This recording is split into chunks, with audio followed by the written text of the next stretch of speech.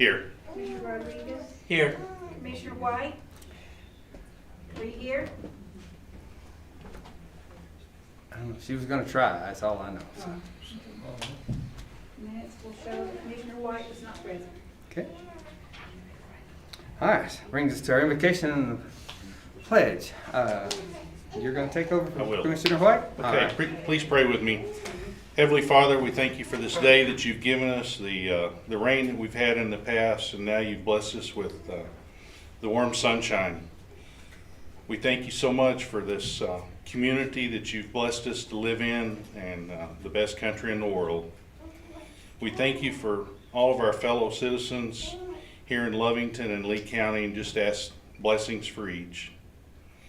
We thank you for the opportunity that we have to self-govern, and as the commission, we ask that you will guide us, that you'll bless us with wisdom, and our decisions will be made in accordance with your will. In Christ's name we pray. Amen. Amen. So join us in the pledge. I pledge allegiance to the flag of the United States of America and to the republic for which it stands, one nation, under God, indivisible, with liberty and justice for all. Salute the flag of the state of New Mexico, the symbol of perfect friendship among united cultures. You may be seated.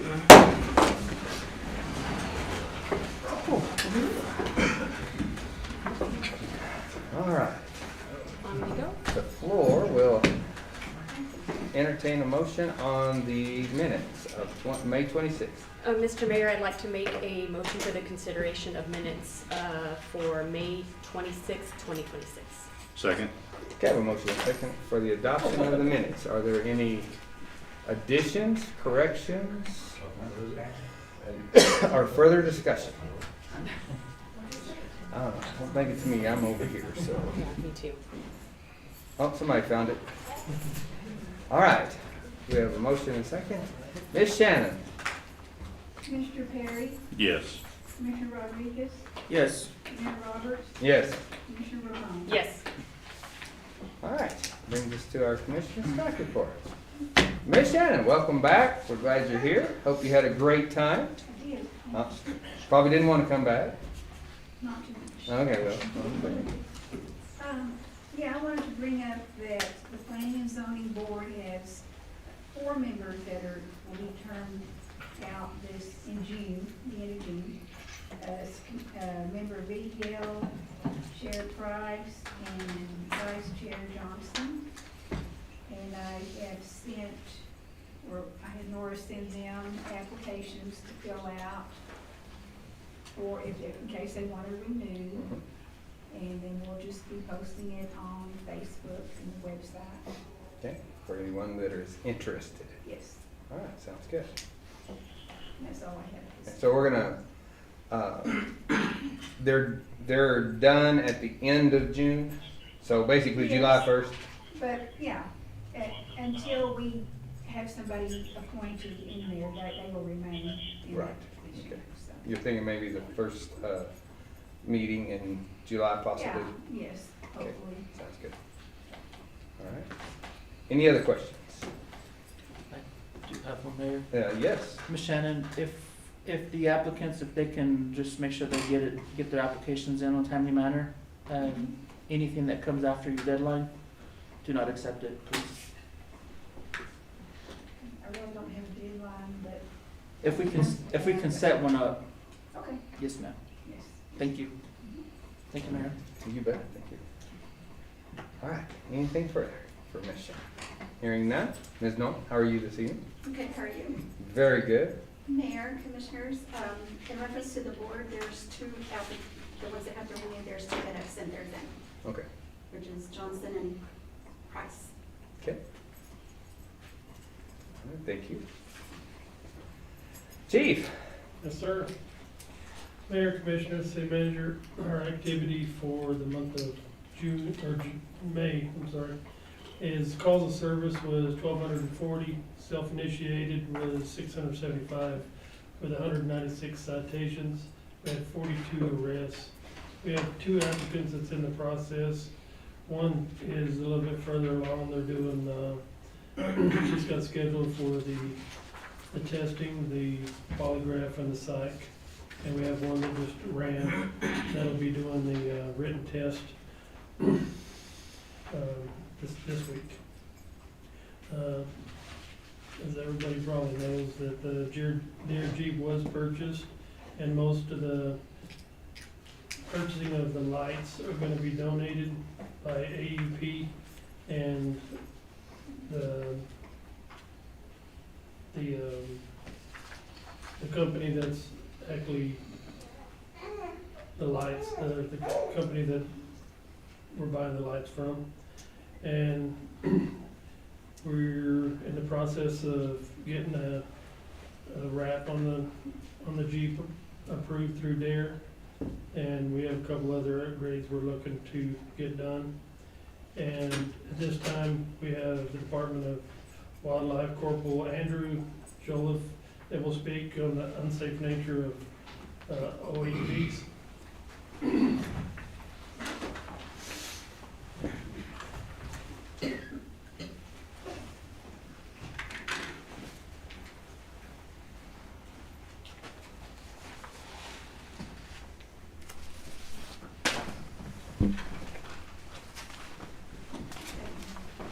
Andrew Jolliffe.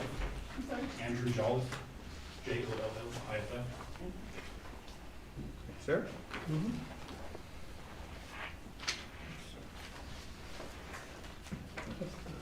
Statute.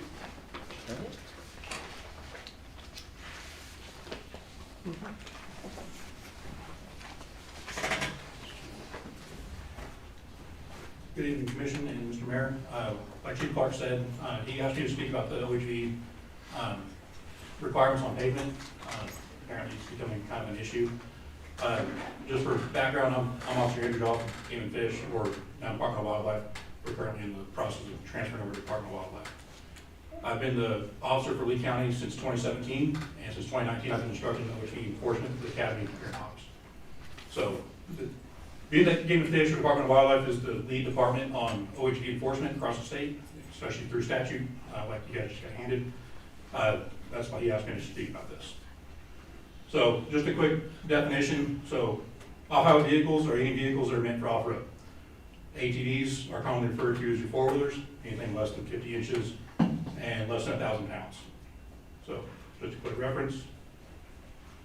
OHMs are off-highway motorcycles, dirt bikes, anything with a straddle seat, handlebar, and two wheels. The ones we're currently seeing a lot of are the mini bikes, and in some cities, we're starting to see a lot of the electronic dirt bikes. It's just a new issue that we're running into, but they are considered off-highway motorcycles. They're a little bit different from enduro or dual sport motorcycles. These are actually meant for on pavement and are able to be registered through the state for on pavement use. The biggest difference is they have mirrors, headlight, turn signals, and tail lights. ROVs or... Can I stop you for just a second? Yes, sir. Let's go back to the e-bikes, the electronic Yeah. off-road or any kind of electronic bike. Is there currently a state statute that, I guess, recognizes them as this, as a OHM off-highway? Yes, sir. The statute I just handed out to Okay, you. I'm sorry, Yeah. I just got it, so I haven't had a chance to look at it, but. That's the exact definition of what these are. So not to be construed with like the electronic bicycles that are showing up or the electronic scooters. Those are completely separate. Okay, And so these are specifically the dirt bikes that look just like a dirt bike, have pegs. There is no way to power with human power. all right, thank you. ROVs, commonly your side-by-sides. So Can-Ams, Polaris's, Ranger. anything like that. Anything that has a bucket seat, steering wheel, four wheels, and multiple occupants. Specialized off-highway vehicles, biggest one that we see around here is the Mahindra Rockstar. It looks like an old Willys Jeep. They're not street legal. The other ones, I mean, we don't deal with those a whole lot around here. There's not really a whole lot of mud to deal with. Non-specialized off-highway vehicles, the Barbie Jeeps, golf carts, and go-karts, and also the electronic scooters.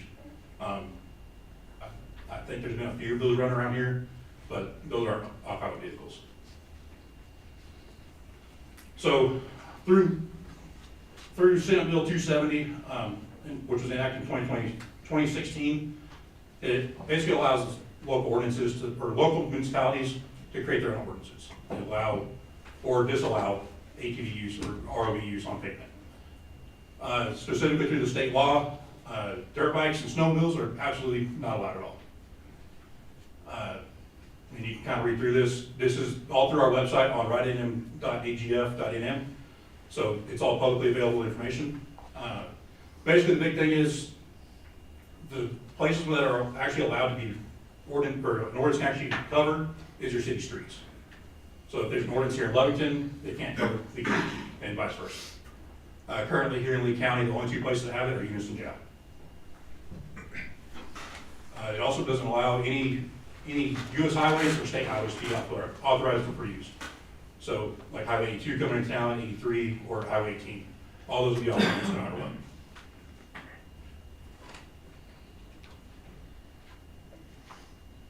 Again, just kind of some more information. It ultimately is the operator's responsibility to know what the state law and local laws are. So, just kind of moving through it.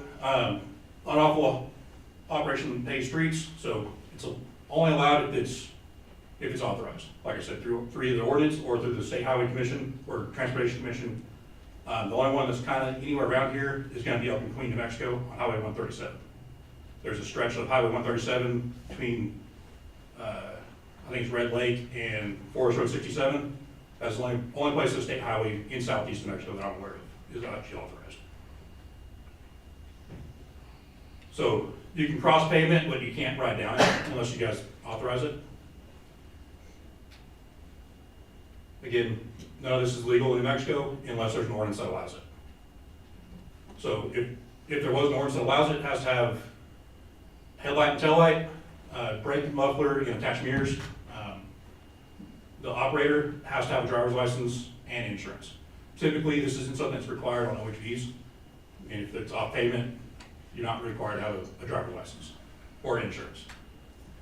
Where it gets really complicated is when it gets into juveniles. So the juveniles have to have a helmet and eye protection. If they're operating it, they can't have any passengers. They also have to be within parental supervision if they're under 16 without a driver's license. And they also have to have a safety certificate. And again, they can't have any passengers at all. And once they're on pavement, they're a motor vehicle, if it's authorized. Again, the State Transportation Commission can decide what state highways are actually authorized to be used by these machines. Other than that, there's really no way they're going to be authorized on state highways. Again, that's the website. That's just a map of the state. All those counties in red currently do not have a ordinance that allows it. All the counties in green currently do allow some sort of OHV on pavement use.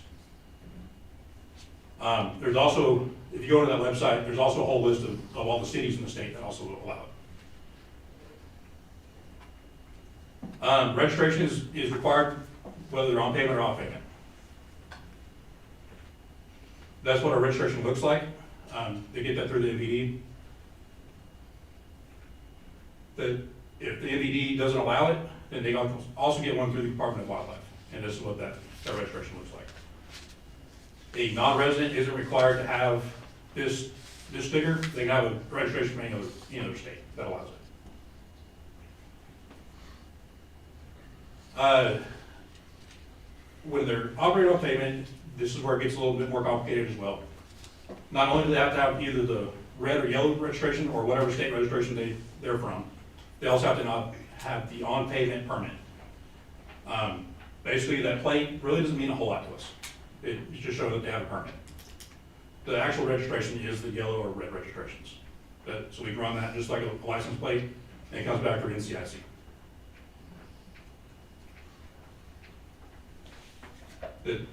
Ultimately, the MVD just can't decide if they want a plate or a sticker, what it comes down to. Again, this is something we're dealing with a lot. Just over the last 3 years, we've dealt with 4 or 5 DWIs just on machines.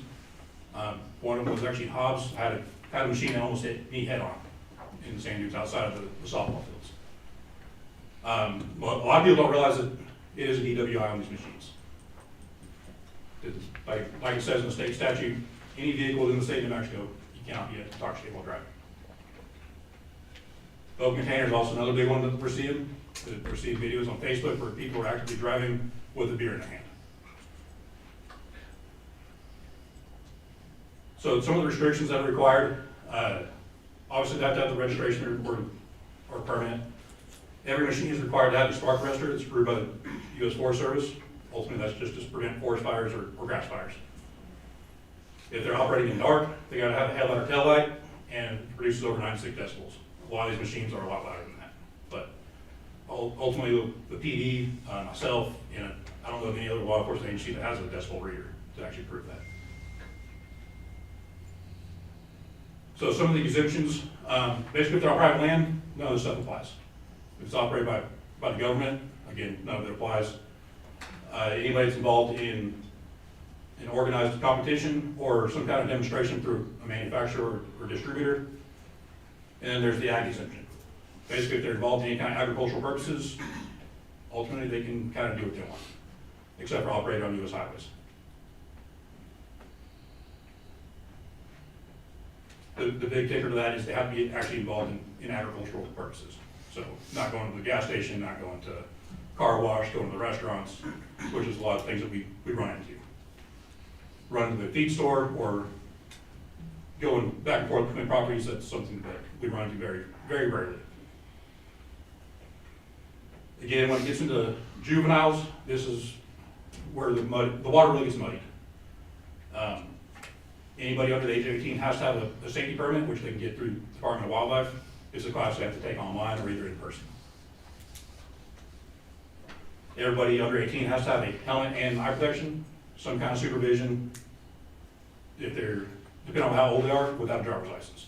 If they have a driver's license, then they don't need supervision. However, they still can't have any passengers on. That's pretty much the gist of it. There's a lot more to it when it gets into like sizes of machines. Ultimately, we don't want a kid that's like 6 years old driving a 1,000 machine that can go 120 miles an hour. So basically what I just went through is a quick gist of the state law. That's pulled almost directly from our presentation I teach at the academy. The next couple slides are going to be the warning labels that are actually on these machines. If you've ever been on one of these machines, every single machine has a warning label that says not for pavement use. Like it says in the purple, I don't know if you can read it or not. Basically, according to Can-Am's website, these machines are not meant for pavement use. Short distances are all right, but ultimately they're not designed to be on pavement. Through Polaris's website, same thing. Operate on pavement, the tires aren't designed to be on pavement. They're susceptible to causing wrecks or rollovers. They're also, a lot of them are actually pretty hard to see on the road as well. And these are also pictures of the warning labels that on machines that we actually own through the Department of Wildlife. So every single one of them says no pavement use. Speaking with Chief Clark earlier, over the last several years we've had multiple fatalities on these machines, specifically where they're going against vehicles. The first year that UNIS actually allowed it, they had I think it was a 12-year-old and a 15-year-old that got hit by a Nissan Titan on side by side. I think the 12-year-old died. I believe the older child is paralyzed. As of this morning, there was actually a wreck in Carlsbad. I think he's a senior or freshly graduated senior from high school, was hit by a vehicle on a mini bike and it killed him on the spot. So 2 hours for Carlsbad PD to find him this morning. So basically, that's the gist of what these machines are. But I'll give you my opinion. Do you have any questions? Questions, commissioners? Guess none at this time. Thank you for coming in and presenting those. Yes, sir, no problem. I just basically wanted to bring him up since he had an opportunity, and because this is probably gonna raise his head again. So at least we have information in order to make a decision when it comes up. And I'll stand for any questions. Questions? I have one. It came up, and that is that the police department owns, I guess, a side-by-side or whatever you want to call it. So why don't you describe what you do with it? We use it for special events, parades, or like out 4th of July. Just special events. We don't drive up and down the street, like a vehicle. So it's an easier way to access, to get like across the Chaparral Park that a vehicle couldn't access. Parades and any other, if we had to do search and rescue or something like that, we'd be able to utilize it for that. You trailer it pretty much between events? No. No, we have lights on it, red and blue, and we'll go from one place to another. Okay. So that's a question. I do have a question. Of course, Commissioner. Mr. Jolliffe, you said that the tires on these machines are not rated for street use. Is there a manufacturer that does make any tires that are rated for off-road use? Not that I'm aware of. Okay, Those machines that we have through the Department of Wildlife are all Denali tires. okay, They're meant for being off-road. thank you. All right. Any other questions? No. Hearing none. All right. Thanks, Chief. Appreciate it. Thank you. Well, good evening, sir. How are you this evening? Good, and yourself, sir? Good, good. Glad you're filling in tonight. Yes, sir. All right. So, Mr. Mayor, Commissioners, and City Manager, my name's Colby Van Cleve. I'm the EMS Coordinator. I'm sitting in for Fire Chief Moorhead in his absence at this time. For our numbers for the fire department, for EMS, we had a total of 218 calls for the month of May. In May, we had 61 interfacility transfers from Norley to other facilities, 13 air med transfers from Norley to our local, airport, excuse me. We had 39 combined refusals, cancels, and DOAs, 8 calls to Tatum, and 6 paramedicine visits.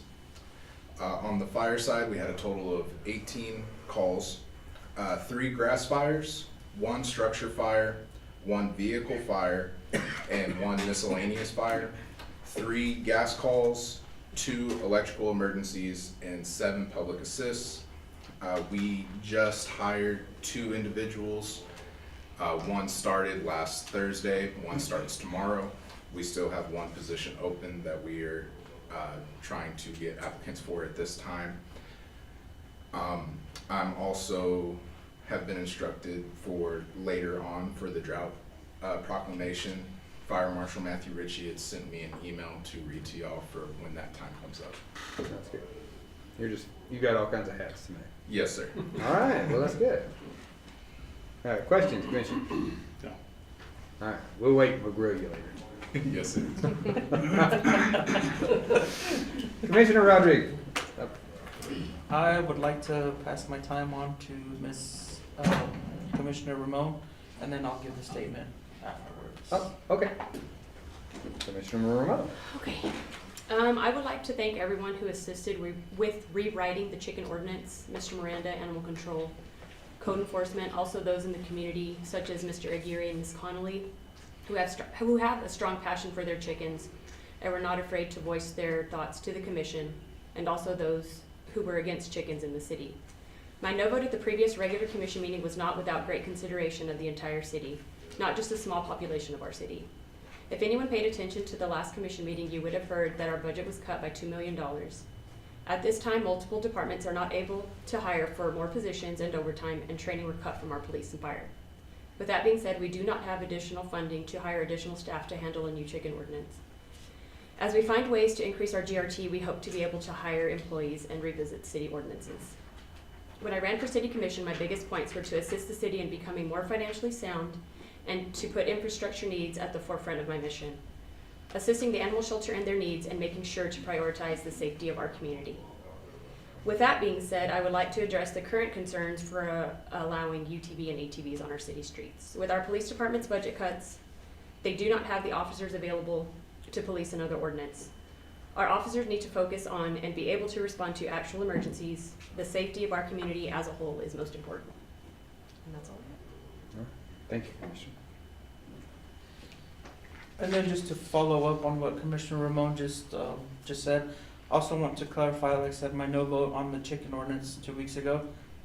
We as a city, we unfortunately cannot afford any new personnel to oversee any new ordinances, such as the chicken ordinance or the ATV or UTV ordinance. So that was one of the biggest reasons why I voted no.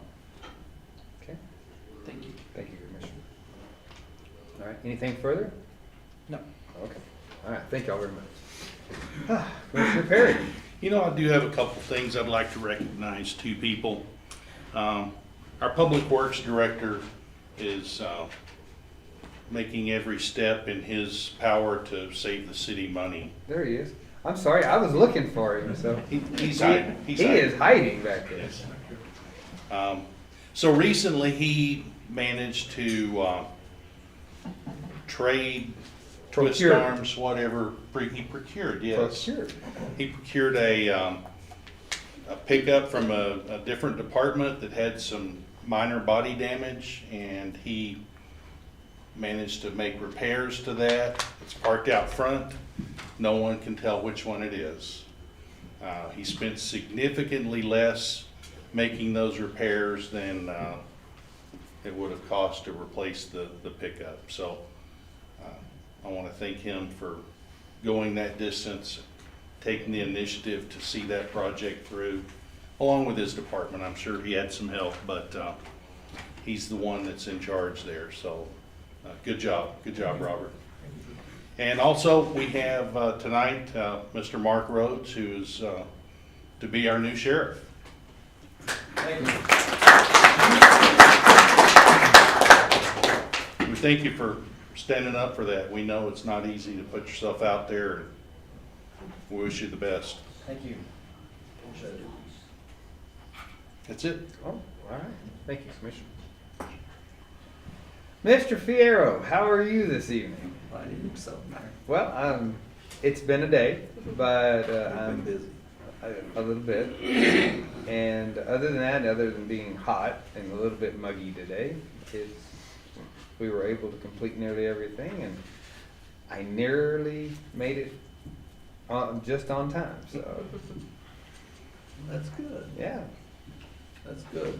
Well, as far as my report, Mayor and Commissioners and City Manager, the fiscal year 27 budget was submitted to New Mexico Department of Finance and Administration before the June 1st deadline.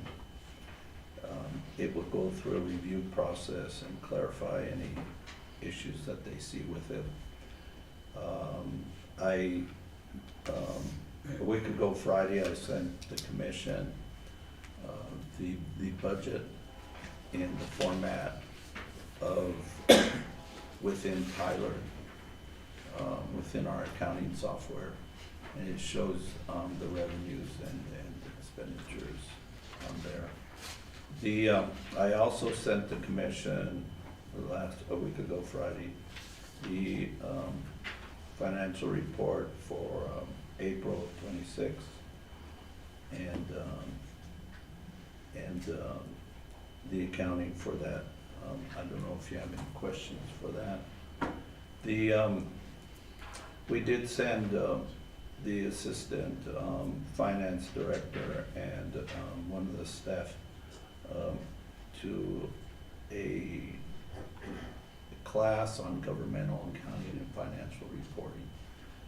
They went, I talked to him briefly this morning. That class was a week ago today and Tuesday.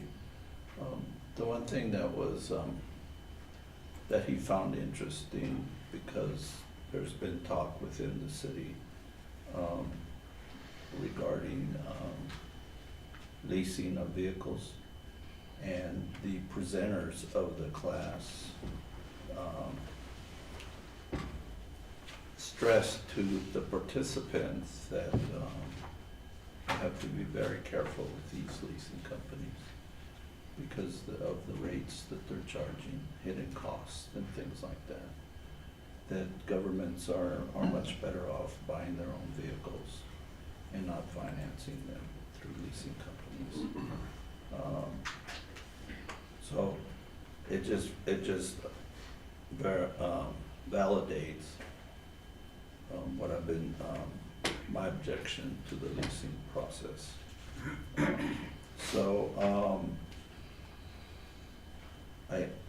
I don't have anything else. I want to keep my report brief. If anybody has any questions. And just, I know that, that some of the budget discussion perhaps has caused concern within the municipality employees and the public. It's just a tight budget. Until the municipality is able to find a way to increase revenues, you're kind of locked in. The gross receipts are the biggest source of revenues for the general fund. Within governmental reporting and financial accounting, like for example, at the end of April, the municipality has $29 million in the bank. Well, some of it at the state treasurer's office, and some of it at the banks. But that sounds like a lot of money, but half of it is really designated and restricted as how it can be spent. There's not any latitude. So the general fund is about 15 million, and at the beginning of the fiscal year, it was about 14 million, so it's increased some. But it's something that any increases to the budget at this time within the general fund is going to affect cash balances, because unless revenues, when I budgeted revenues, well, along with the city manager, the approach is to be conservative in your revenue projections. You don't want to be aggressive in that area, especially in the event that they fall short. So you're going to run yourself into trouble. The budget can be amended. The budget is in Santa Fe.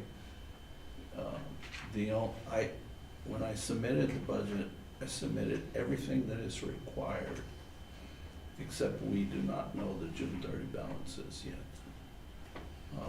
That will be determined probably about a month from now, or 5 weeks from now or so.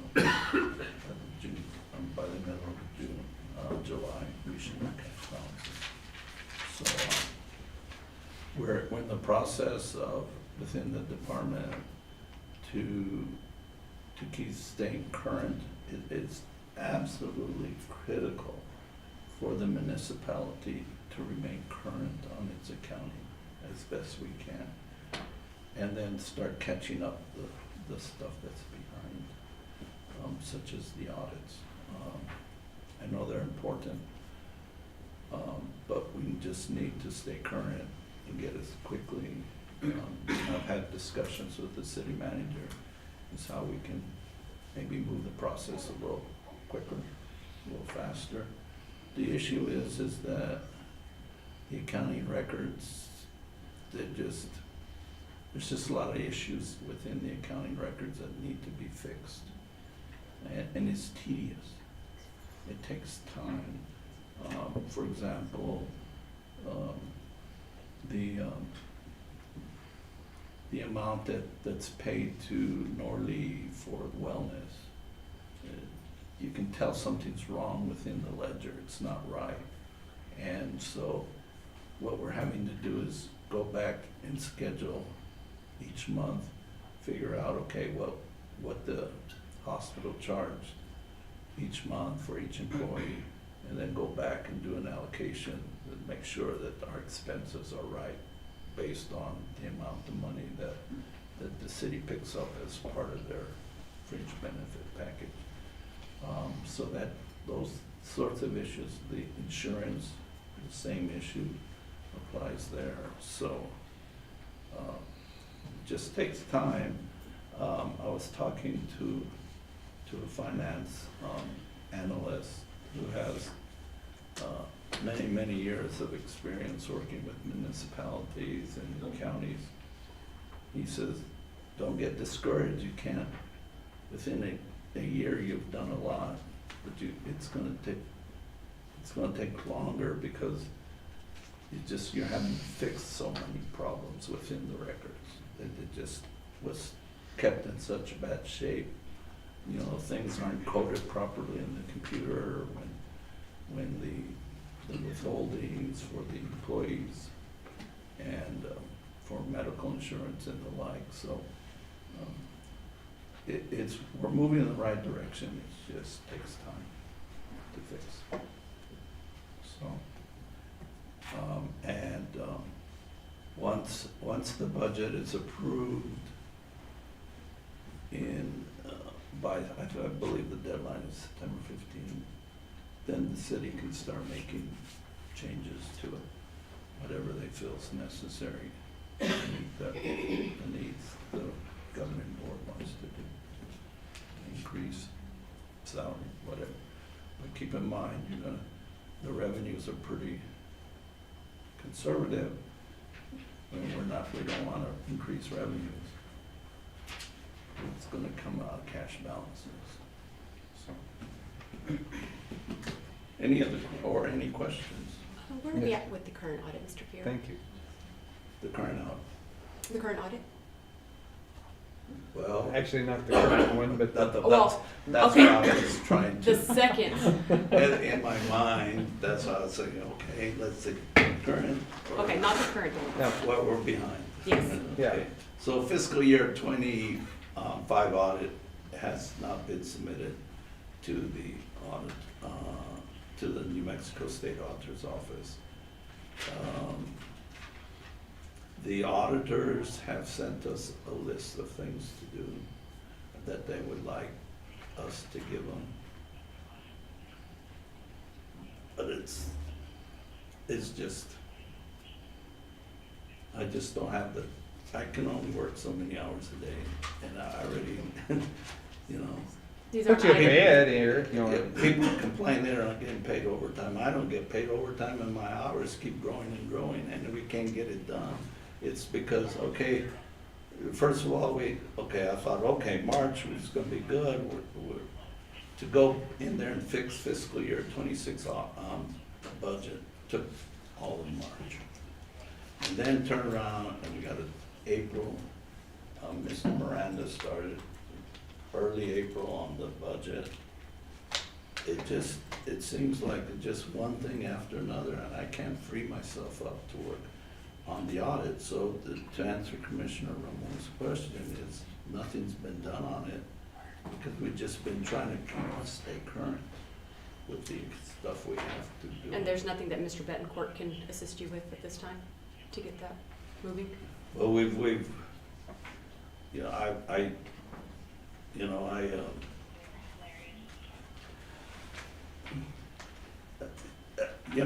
the thought was gonna be that I was going to give, the assistant finance director, responsibility to do the bank reconciliation starting this month. But then, the payroll clerk who's responsible for all the payroll, resigned her position. And so, my concern now is we don't wanna have problems with payroll. I think the assistant finance director has a lot of experience at payroll, and he understands our system. But now he's gonna have to turn his attention to making sure that the next payroll is done correctly, because that's gonna be the last payroll that the current employee is gonna be working on. They'll be departing after that payroll is complete. So again, we hit a bump in the road because his time is gonna be spent training someone new working there in the payroll. Part of the issue came up, and I don't wanna go on and on, but when I accepted or I applied with the city, my thought process was, okay, you're gonna go in there, you understand the system, you understand what the problems are. You're gonna be able to fix it. Well, I didn't understand how bad of a shape the water and billing system was. And the people that were employed there, they're just kind of just punching the clock, just come in, do a little bit, and leave at the end of the day. And we just, my goodness, it just like took Mr. Bencourt's time and effort. All this time he'd been just trying to fix that system, fix those problems, get new people employed that understand, that want to work, and are doing a good job. And that just takes time, and so all this time I've been trying to catch up the records. I've talked to Mr. Miranda about maybe contracting with a CPA firm to come in and I supervise what they're doing, but I don't want to increase the cost to the city.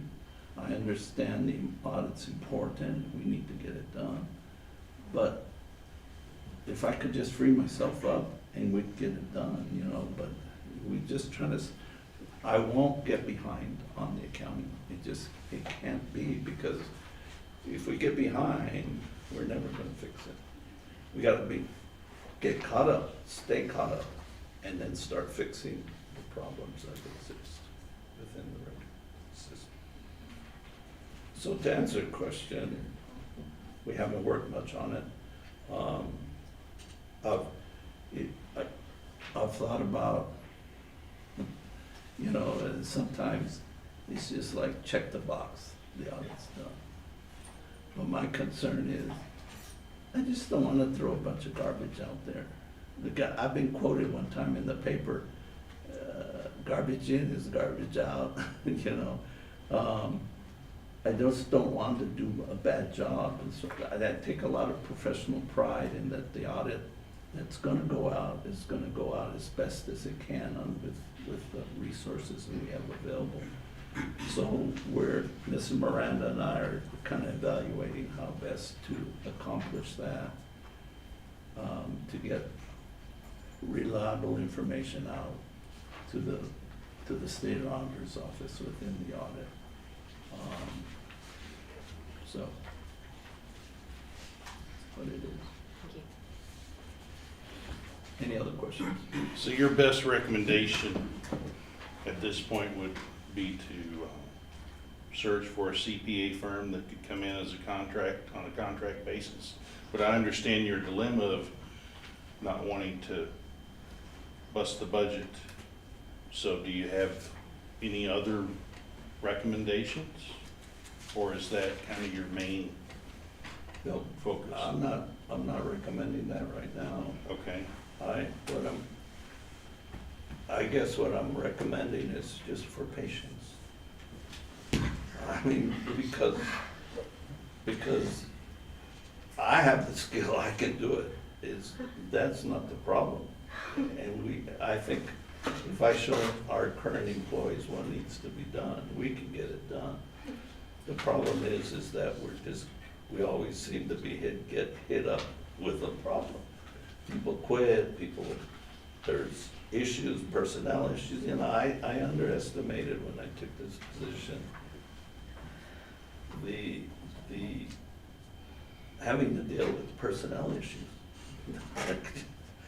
I mean, you know, if it was just sitting there cranking and you know, just entering in and using my adding machine and get, so I'm hesitant to get to hire a CPA firm. Number one, because it's not gonna be cheap. Number two is because I don't wanna criticize my profession, but they're not gonna have the same concern or effort to get it done correctly. They're just billing. I mean, that's the way it goes. And Mr. Miranda says, he mentioned to me one time recently, he says, I won't go down that path unless you're constantly monitoring what they're doing to make sure that they're doing what we want done. So. Okay, well, in essence of moving along tonight, my question to you is, can we have maybe a workshop in the near future where we can come up with some possible solutions, some viable solutions that could help, that we could then put some timelines, some realistic timelines on? Well, sure, if the commission wants to do that. I'll give you, when you were talking just now, when you were making that statement, I'll give you an example of what I'm talking about. Okay. Commissioner White sent an email to myself, and you were all included, and basically asked, we want to know, the commission wants to know what we're paying for, what's it costing us on these bank card transactions, credit card, debit cards. Well, the issue is that through the years, instead of consolidating them and having management understand the process, it's just a hodgepodge of systems. Okay, let's hire Square. Let's hire Open Edge. Let's hire to do our processing. Now the issue, we're trying to get in to communicate with these processing centers, and they say, well, you're not the owner on the account. You're not on the account. Well, but we're a municipality, we have change in positions, people in there. Well, okay, we have to talk to corporate office, okay.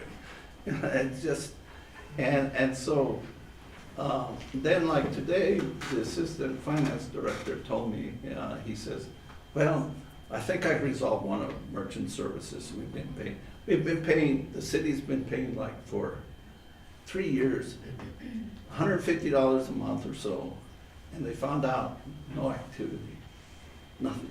We're paying $150 for air. Because we're tied into that system, whatever. Well, he told them, we want to stop it right now. We're not using it. We're not using that service. Okay, we'll stop it. Those are the issues we're running into. It just, so I welcome your input, but I to be quite honest, I think it'll be a waste of time. I mean, not that you're not important and you can add insight, but I think that that's something on a management level that we need to deal with. But I mean, you know, it's up to you guys. But I feel willing to meet with you guys anytime.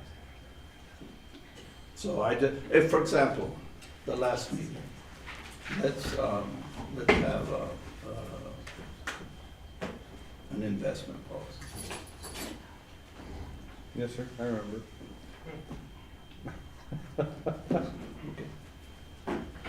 Ed's been busy doing other things. Other things. Yeah. And Mr. Miranda sent me an email today, or here recently. I found one from another municipality, looks like it might work well. Okay, so it just takes time to come up with these things. It's a good idea, it's a good thing, but it just takes time. We would all like, I would like have a magical wand here and just get it all caught up and just be done with it, you know? I don't know, Mr. Miranda, you might want to add some comments. Yes, I'm in the middle of, I've looked at over a half a dozen municipalities' investment policies.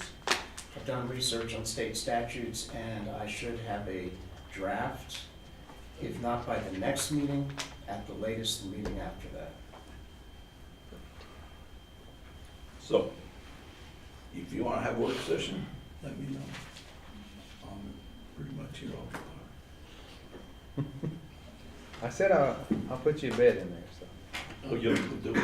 Yeah, in your office, I'll put you a bed, and that way you don't have to drive back and forth. Office. Anyway. All right. Yep, no, I appreciate it.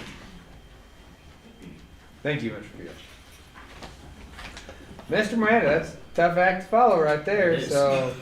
But I promise to be more brief.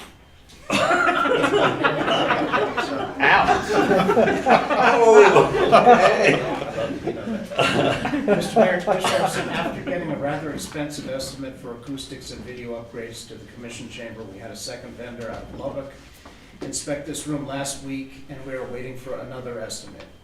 An update on two hazardous properties. I believe they're both in District 2. The owners of the two properties have been contacted by the city and verbally have given consent to the city cleaning up the properties and putting liens on the properties, and will now sign legal paperwork agreeing to the same. The two properties are 313 West Avenue F and 615 South 4th Street. Besides employee wage costs, we estimate that it will cost the city $9,000 to $10,000 for each property in terms of roll-off containers to remove debris. Again, the city will file liens on these properties, so when they are sold, we will recoup the costs. But in the meantime, we will rid these two neighborhoods of a public health hazard.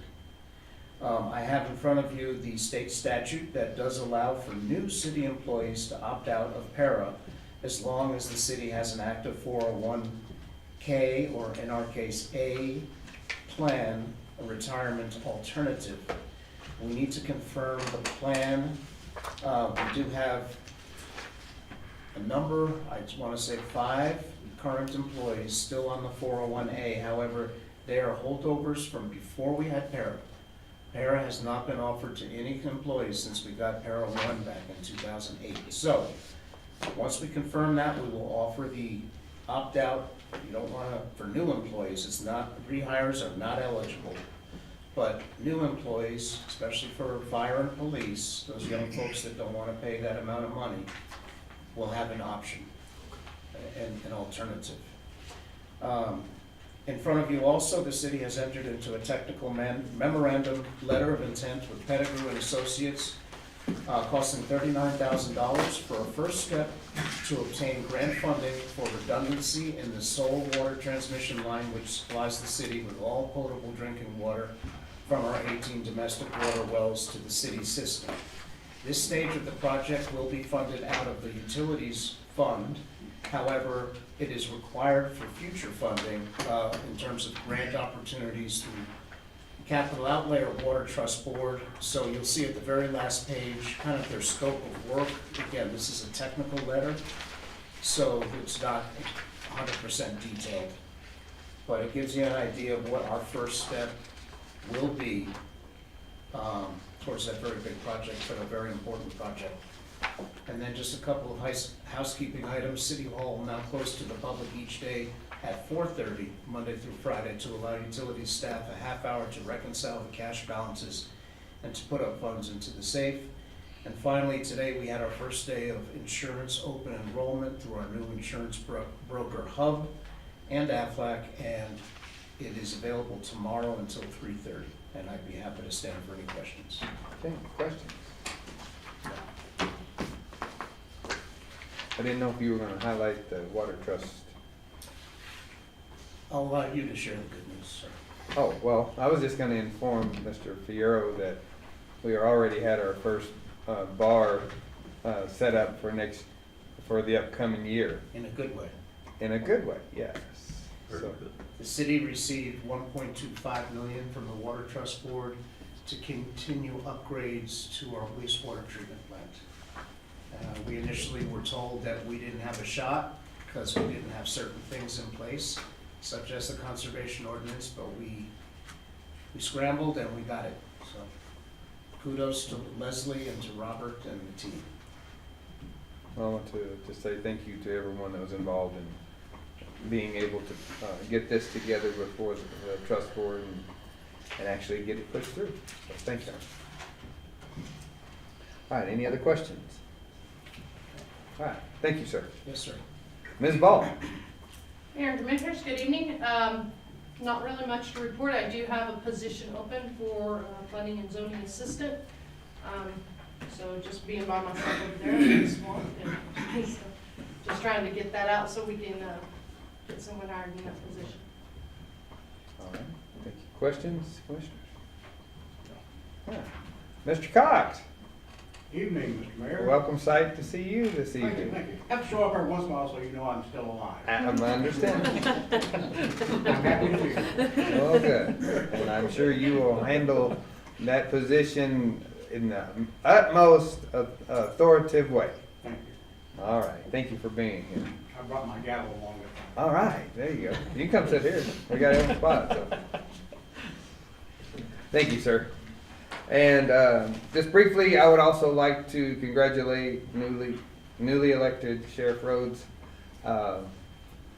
Thank you for joining us tonight, and congratulations. Thank you, Mayor. At this point, I say congratulations. I'll say consultate or whatever in about 10 months or so. Yeah. It's always good to get there, and then you figure out there's reasons that not everybody wants to be there. So, but anyway, we do want to say congratulations. This moves us along. I did not receive a public comment sign-up sheet. I'm assuming we don't have any, so we Actually, can. I do have a little comment, I'm sorry. Just changing the agenda a little bit. I'm Okay, sorry. quickly. Our real job is calling me, I'm sorry, but I would like to speak on the museum. I'm sorry, I'm so sorry. I did sign up and then I scratched it out, so I kind of changed that a little bit, if that's okay. I do have another event to go to, so I am speaking for the museum, which is on the agenda. Mayor and Commissioners, so I apologize for that. So this is an action item, and I would like to speak on that. I'm Raylan Dunlap. I am the Lee County Museum Chair. And so what I am speaking on tonight is our funding. I'm very disappointed in what we are allocating, but I do thank y'all for that. And the reason I'm asking that you reconsider that our funding be from 25,000 to realign with the 50,000 with every other organization that is receiving 50,000. And the reason I say that is these other organizations have an assistant that they're wanting the fundings for, but our 25,000 won't even pay a director at this point. So, and that is what our operating costs will go towards. With that being said, it's very difficult to pay a director $25,000. With that standing, if we go for grants or anything of that nature, that's going to have to go to a capital improvement. It will not go to operating. So it's very difficult to continue moving forward in that direction. So I ask that y'all align that with the other organizations and think on that. We do get a lot of visitors. Just the other day, or last month in May, we had over 125 visitors. We are open Tuesdays through Fridays at 10 o'clock to 5 o'clock.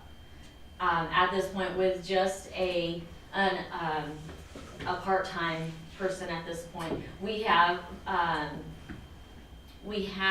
interviewed for a director at this point, and they will be coming to our next meeting, which is June 18th, to meet our board, and we will be extending probably extending a contract based on a board vote. So just to let y'all know, so we are looking to hire by the end of the month, just to let y'all know. So we are in the process. With that being said, we would like to be able to offer them a salary more than $25,000 at this point. We have been having events that are within the agreement, and we have lined out several new things coming up. So I just wanted to let y'all know, we have a yacht rock coming up on the 20th, but I just wanted to ask for a gracious alignment with the other organizations. I can't speak on theirs on what they are producing, but I do know that in the past, all these organizations have been aligned together. So at one time, I do know that the museum director was an employee of the city. So, and when COVID happened, I know that changed. So I would just like to be considered aligned with the other organizations. Is there any questions for me at this time? No. Again, I apologize. Like I said, my real job and my boss from Amarillo is here, and I really don't want to get fired today. Well, So, we will try to assist you in not getting fired. thank you for accommodating me. I apologize. Thank you. Have a good evening. All right, thanks a lot. All right. This moves us to our non-action items. So, the first item is an RFP or ITV for the properties of North Chavis. Ms. Ball.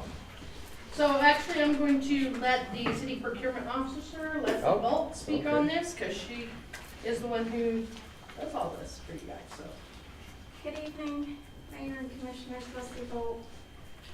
I wrote out a couple notes on the RFP or invitation to bid for the properties on North Chavez, which I believe is 7 properties.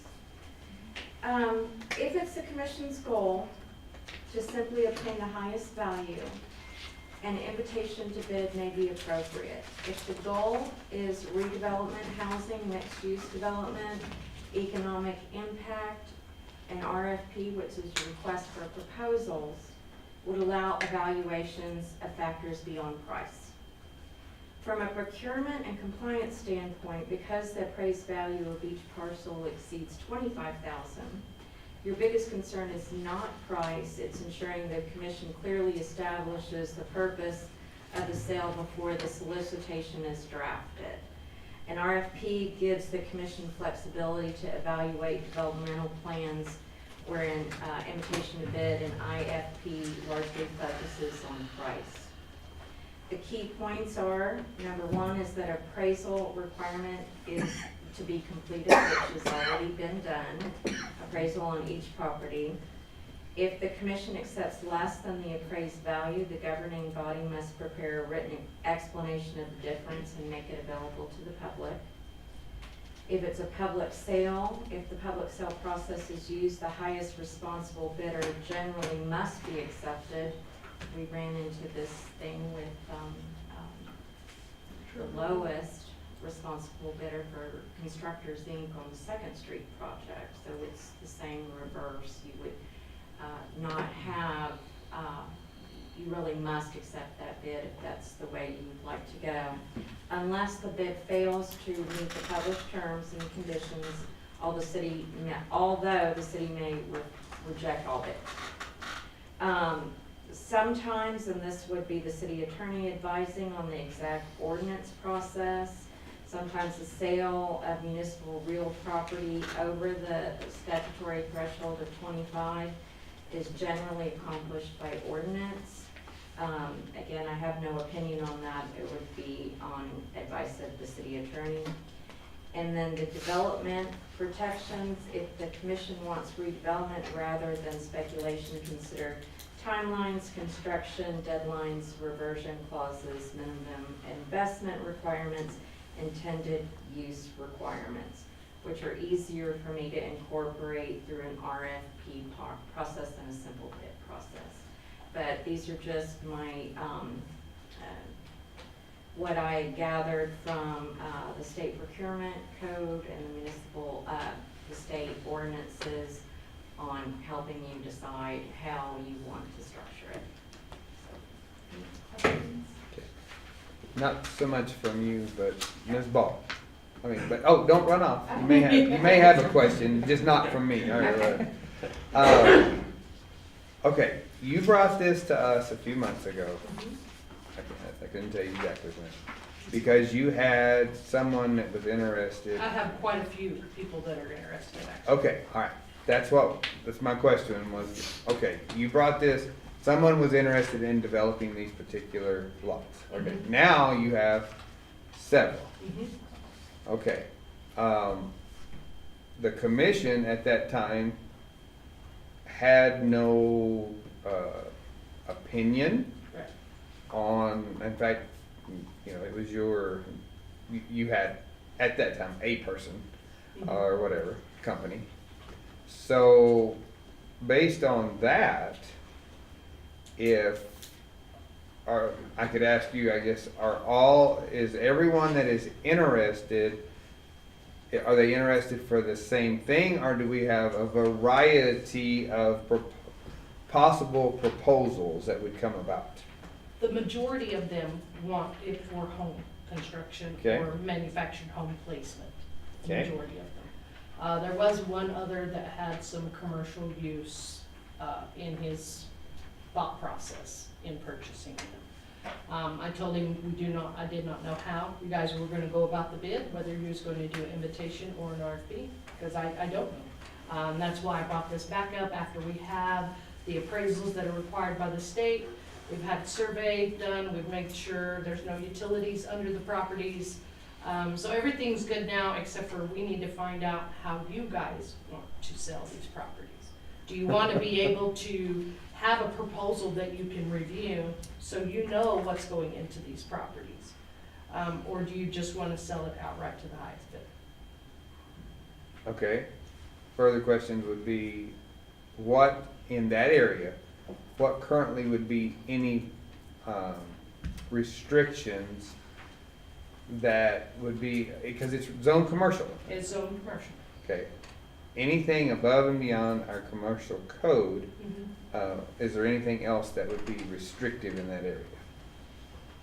No, I mean, just no industrial use is basically what you run Right. into, yeah. The majority of the area right there is mixed use. There's a few commercial lots. The majority of the lots in that area are residential. We have an RV park right there, a small one. We do have one trucking yard that's actually is all the way from commercial, and the back of it is there on that Chavez Street. But other than that, the majority of the home is homes in that area. Well, the reason I'm asking this is the commission didn't go out and say, okay, Crystal. Nope, I have Put- people interested.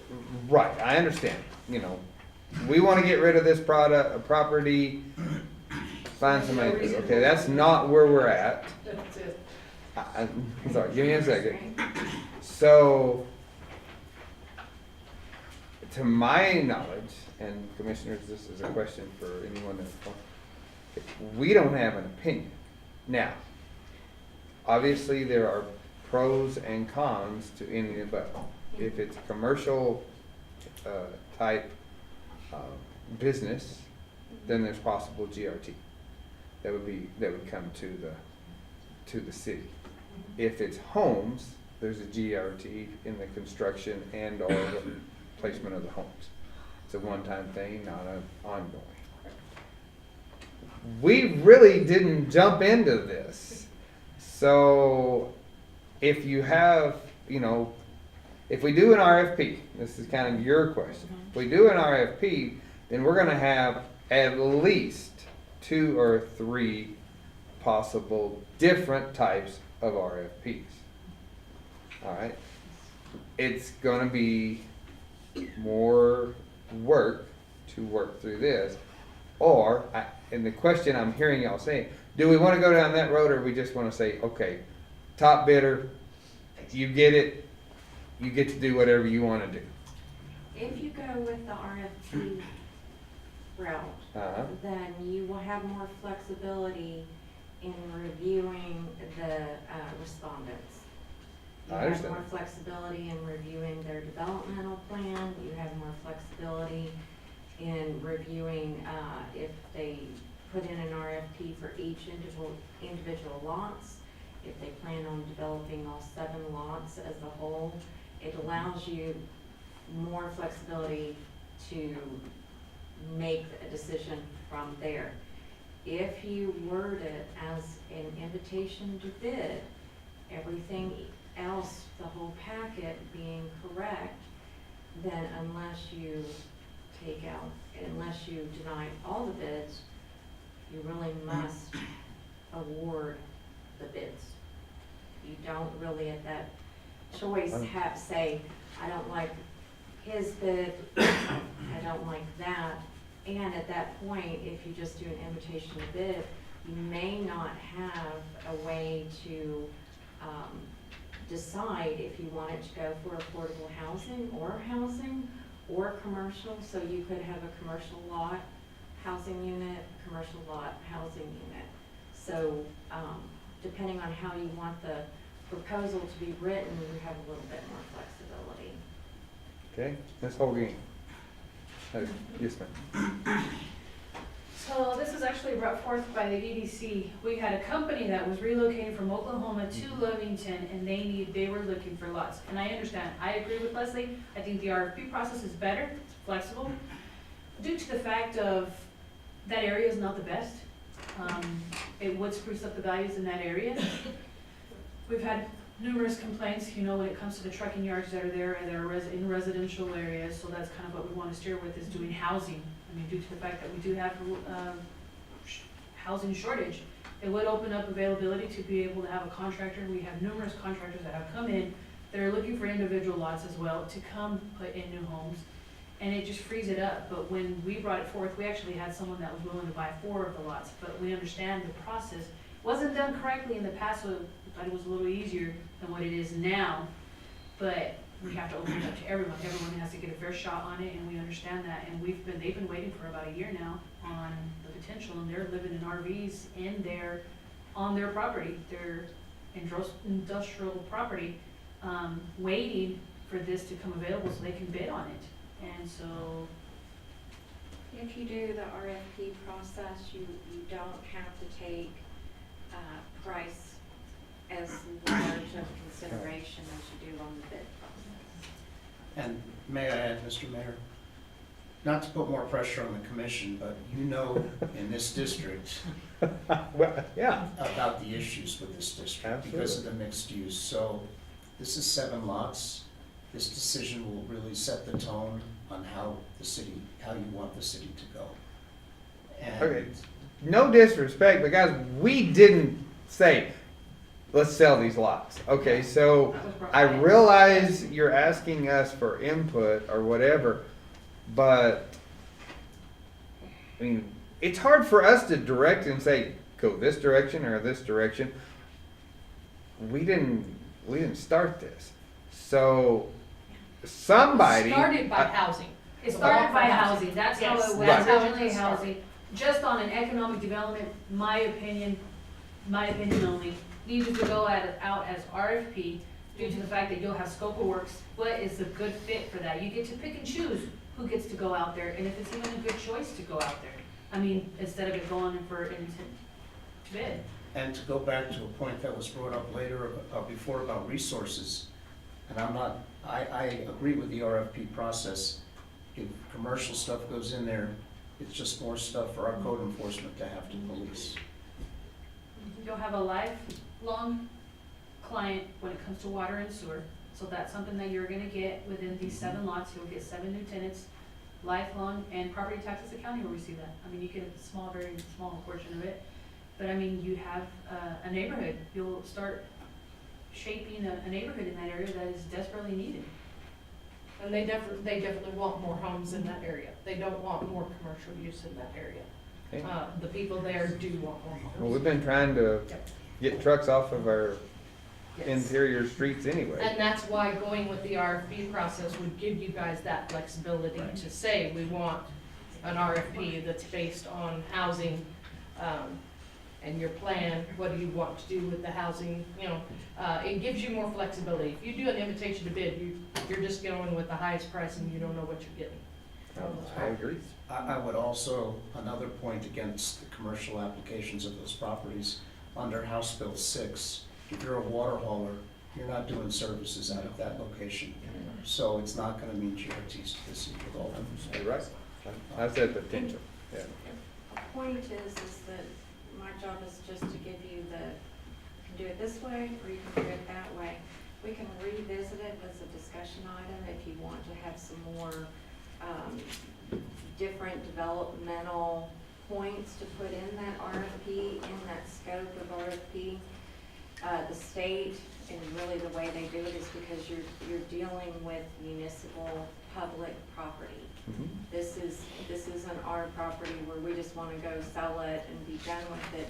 We have to do it this way because we have to be transparent in the process. Yes. We're trying to do stuff legally, like, we want to do it right.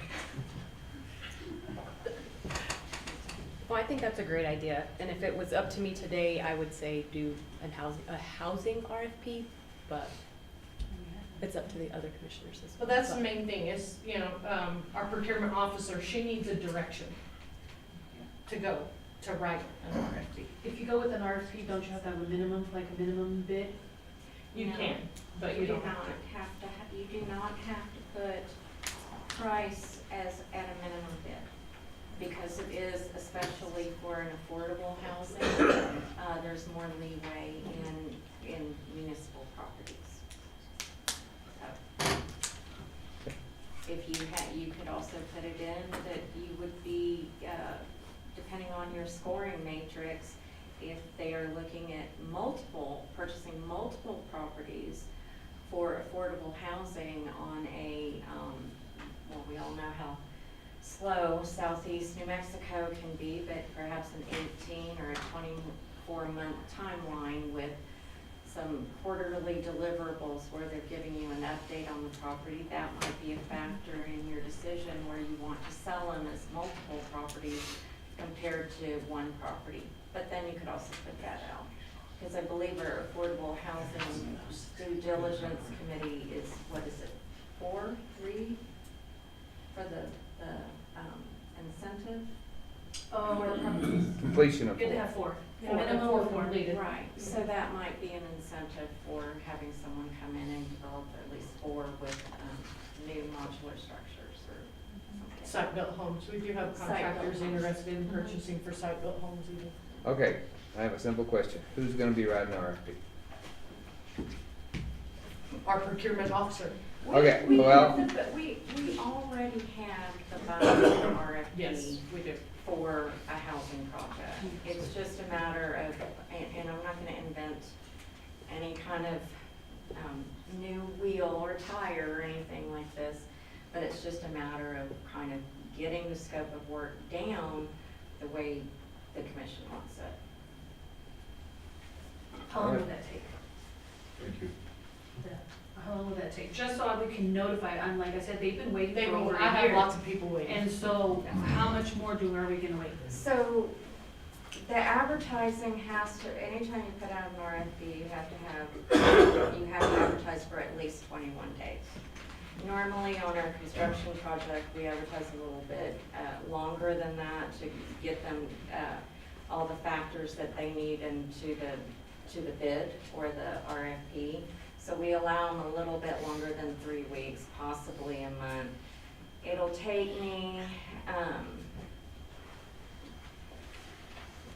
I could have it ready for publication by, I believe, next Wednesday.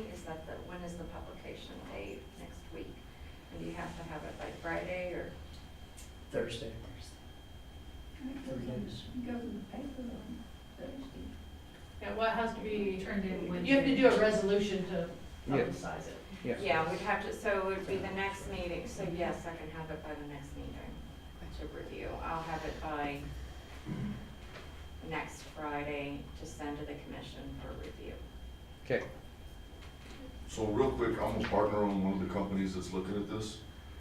if it's zoned commercial and we want to use it for housing, are we gonna have to spend the time also getting that transferred back to residential? No. No, you do not. Okay.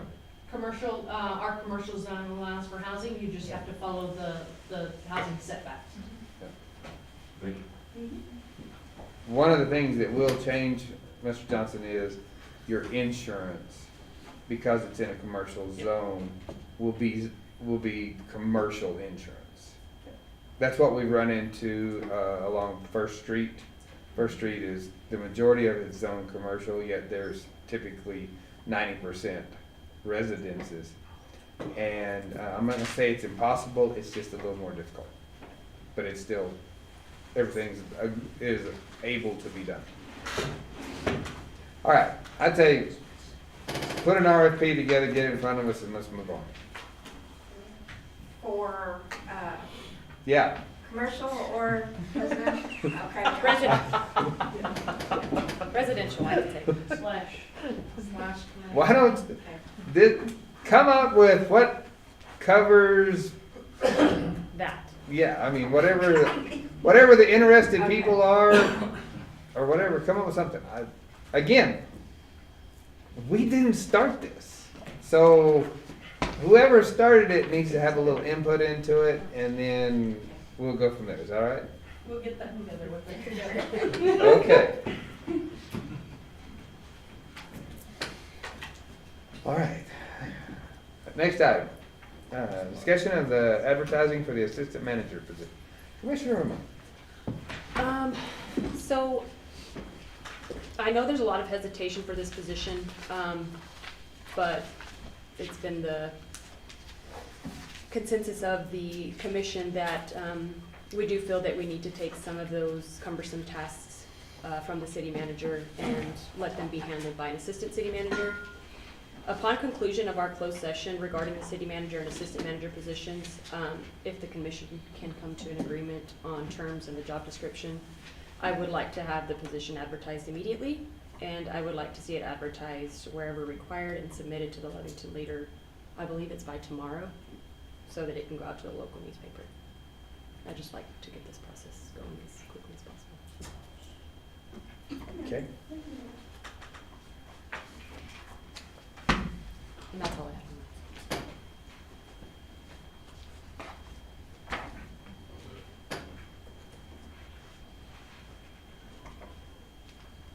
I know Patrick's not here, so Mr. Cox, I'm gonna ask for your, it was explained to me months prior that the duties of a position were not for closed session. They were for, I mean, that's reserved for, and I realize this is not your normal consultation here. So I think we're gonna have to do that right here. Discuss Discuss the job in description. open session, yes. So if we're gonna have it and try to meet your timeline, or our timeline, I'm sorry, this is not on you, then we're gonna have to do it now to be able to move to it for the later resolution. Mr. Cox, did Mr. McMahon provide you with the job description that we had already submitted to him, or? I have not seen that, no. Okay, then we can't move forward, because he had input on it too. Okay, all right, well, that's the reason I wanna. Yeah. Okay,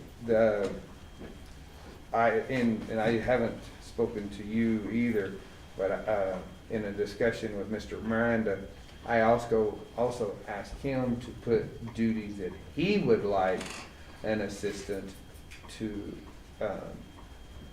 have charge of, or whatever, in addition to what we want, or however it works out. So, but I also don't want to delay this, so beyond a reasonable time. So it would be two weeks before we could get to it, unless you want to call for a special session. Do we know when our normal city attorney will be available? He should be back later this week. Like- He's in Albuquerque right now. Okay. I mean, we've done every Monday sessions anyway. I so- know, I missed one last week. I didn't know what to do. I don't see why we couldn't have one on Monday. I'm good with special next session. Monday. Let's do a special session. Okay, I think that'll help. All right. Yeah, interject. Can you interject? Absolutely you can, sir. Keep it brief. Brief. Keep it brief. Okay. Part of the fiscal year 27 budget, Mhm. you have to submit a supporting schedule of all your salaries, your Mhm. positions Mhm. and stuff. That's already been submitted, Mhm. so, We realized that it would be a couple of months before we could, but in the process, we can start. It's gonna take us. It's gonna take us at least that long. okay. We don't wanna just hire. Yeah, it anybody. doesn't, I We wanna promise, take our time and it find doesn't out. happen overnight either, Okay. so. I mean, we can amend the 26 budget, that's no problem. But then we're kind of locked in 27 budget until September, I understand. Okay. then you can open back up. Okay, sounds good. Thank you for your. Brief comment. Okay. All right, so, anything further on that? No, sir. Okay, thanks, sir. All right. We're now to the last item, which is the discussion of the request for the street closure on Independence Day. Mr. Boydston. Well, on a happy note now. Mayor, Commissioners, my name is Tim Borston. In front of you is a petition of all my neighbors requesting that we have an old-fashioned block party on the 4th of July. And if the map comes up here, I can see it, yes. Now, what I'm asking for a street closure only for, this is my house here. Nope. No, Other across the person street, there. right there. Right there, my house, right here, okay. Yeah. This Avenue, where Avenue Carter, dead ends in Q, right here. Okay. That's all I'm asking for. Okay. And we as the neighbors can close it. I have cones and we can park cars there, no problem. Okay. And that leaves Carter coming in and Q on the other side, dead ends of Carter, open for emergencies and other traffic. People can still come in and go out to their homes and everything else, and relatives can come in for the 4th and all this stuff. Leaves it wide open. And so, that's what I'm proposing, what I'd like to see. Like I say, you have about 95% of my neighbors, would love to have it. And since it's our nation's birthday and everything else, we would love to have this. That way everybody can come out and barbecue in the street, fireworks in the street, and I have a live band coming. I think the band has contacted you, Mayor. I haven't heard from a band. So. I don't know if, the band that does my dances, our dances, Okay. on the 3rd, 2nd, and 4th Fridays at the Houston. Mr. Mayor, Commissioners, depending on the direction of the commission, we will put this on potentially as an action item for the next meeting, the Yes. 22nd. I understand. Or if you want to approve it tonight. Can't do You're it. welcome. Wish You're more could. welcome to. Can't. My question was, where is the area of closure where you're going to be barbecuing and having activity in the street? Because you've only got one closure, but yet you're still letting traffic go on Q and Carter. So where is the area where people are going to be in the In street? front of their houses, in the street. But from where to where? You need Okay. a portion of from where to where you're closing. Okay, like I'm gonna have a barbecue pit right here. So part My of neigh- Avenue My Q neighbor will be across the closed street's down. gonna bring out a barbecue pit and table right here. And the fireworks are gonna go in the middle of the street. The band is gonna be setting up in my front patio right here. I have a front patio that's gonna be Okay, set so up with from cement. what part of Q do you want the closure to go to the end right there? Right there. I know, but I need to block off. you gotta block off the other end too, or you got traffic coming and trying to turn around Okay, well- in the middle of your barbecue. Well, okay, it allows, Q comes around, and it shouldn't be Q, but it is, Yes. go down to Carter. Yes. Okay, they can come in this way, people can come in, and everybody knows that it's gonna be a private, But you have to block off this end at some point, or you will have vehicles driving into your area. To It make- has to be blocked off To an make it area. a true street closure, you Yes. need boundaries on, that's, remember I told you, two okay, sides. now, well, I can do that. Okay. When you bring it for the resolution, have a map with both sides of where you want that. Yeah, 'cause you're gonna have strangers coming in your area. Yep. They won't get, strangers won't get very far. I can guarantee that. Okay, You never know. let me just kind of give a synopsis here. Okay. All right. I agree with what they're saying because basically I was gonna ask you how, if I'm coming in on Carter and I don't know that Q, or that I'm gonna run into that roadblock, my question is, how am I gonna turn around easily? We'll Okay. just back up to the alley and turn around and go back. I know. Let's just say there's several of us, but anyway. Okay, so, two questions, and this is for discussion. This is why we do this. All right, one, when you come back at the next meeting, and we will have an action item that, yes, we will, allow you to close it or not. Okay, have the boundaries, get with one of these people and have the boundaries set up. Now, Okay. I'm gonna go to the fire, what are you? EMS coordinator. Yeah, you're EMS coordinator, okay, sorry. But tonight, you're Yes. covering for the fire marshal. All right. Mm. What is our current consideration on the drought proclamation? Fire Marshal Matthew Ritchie sent this to me to read to y'all, to the mayor, commissioners, and city manager.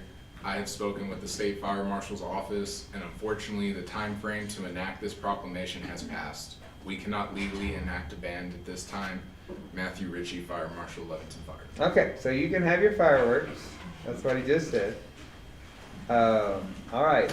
Also, right now, for the last almost year, strangers have not been coming into our neighborhood.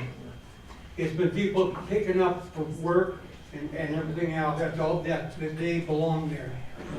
Because we sit out there, and if anybody driving slow, we wanna know what they're doing, of what's going on, because we, as a neighborhood, protect that neighborhood. We don't want riffraff in there or anything else. Okay. And we don't want draggers in there. And right now, we have a small problem with the People teenagers have grown up there Oh, okay. and you're driving and everything, so we're containing that. I would Okay. just add that if you don't establish clear boundaries that the commission can vote on, it's a liability to the city Yes. if someone gets killed in the street. We have to have boundaries to close it down. We have to have 2 designated spaces to close it Sure. in a section. Which would mean if it also would mean if I close that, there's no access for emergency vehicles either. Nope, that's what happens during a street party. That's what happens when we have any event where we close a street. And that is your citizens taking that on when they close that down and shooting off fireworks. Food for thought. Okay, I can, that one, my first thought was to close it all down. But for emergency, for a house catches fire. So if you just want to block it right there and block it in front of your house and another house, in front of 2 houses, that's fine. We have a defined area. If we have to block the other side, we could go to block where it curves, and technically that's 10th Street, not Q. It is. You know, and I don't know why that sign needs to be changed. But right there where it curves, we can block right there also. too. If that's how much of it you want, if that many of the people want the block party, that's what Well, I. he's gone that I've far down. gone, Okay. as you can Well, see, you the can address is turn on that there. in, and that'll be up to them to make that decision. Okay, We'll see you next meeting. all right. Thank you, Come sir. see me so I can know where you're doing it, so I can help with the resolution that's together. Okay, sounds good.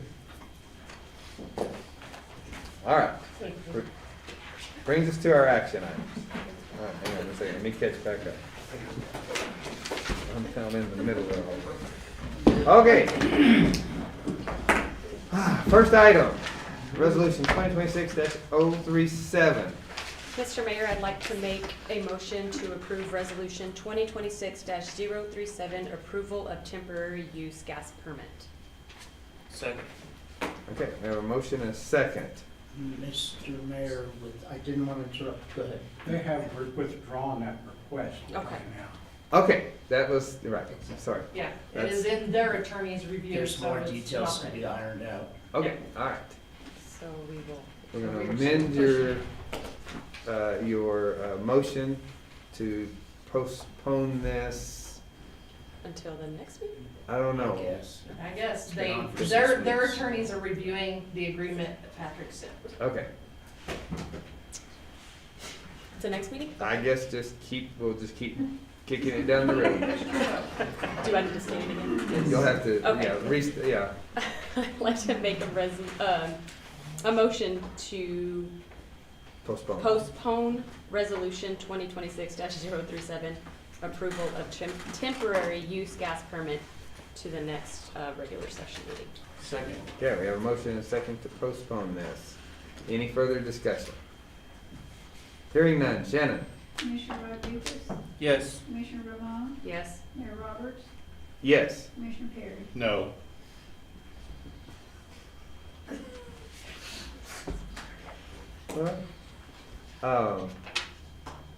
I'm assuming the next one, we are going to postpone indefinitely. Okay. Or just vote it down, reject it. Okay. Well, we can do it again next year. Or you But we don't want the same resolution numbers, and postponing is usually you're keeping that number, and it Okay. would have to be a different That's fine. resolution Okay. number. All right, so, All right, Mr. Mayor, I'd like to make a motion for resolution 2026-067, approval of drought proclamation. Second. okay, we have a motion second to, for this approval. Any further discussion? Shannon? Commissioner Roman? No. Commissioner Rodriguez? No. Commissioner Perry? No. Mayor Roberts? No. All right. Next item. I'd like to make a motion for resolution 2026-068, approve professional services agreement, Lovington Chamber of Commerce. Second. Okay, I have a motion and a second to, for the approval of this resolution. Mr. Miranda? Mr. Mayor, Commissioners, I sent you an email earlier today, and before you is a snapshot of the current, and this applies to all 4 of the organizations, the current funding and the proposed funding. During COVID or shortly thereafter, we shifted some of the funding to come out of lodger's tax for the chamber, Main Street, and the museum, because the general fund couldn't support it at that time. Since then, things have improved, so it was proposed to shift these back to the general fund. So that would be a net increase potentially of $75,000 to lodger's tax. Also, EDC has proposed an increase out of the general fund, Mount Logart, of $20,000 for support staff, and their supporting argument is that they directly benefit the city through bringing in GRTs. Not to say the chamber or the other organizations don't through their activities. But long story short, there would be $75,000 additionally in lodger's tax under the proposed new funding that they could then apply for their special projects. So in the case of the museum, for special events, obviously, it couldn't pay for salaries out of lodger's tax. It would have to be under the rules of lodger's tax.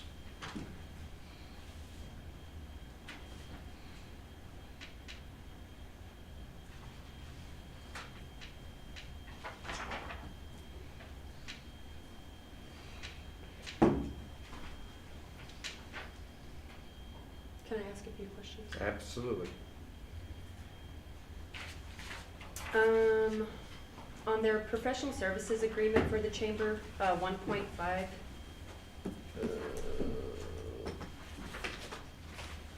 The chamber shall present city documentation of services provided within 15 days at the end of the quarter, so on and so on. Is that being done currently? Has it been done in the past? Verbally at their meetings, they do. I don't want to say written documentation, but they do.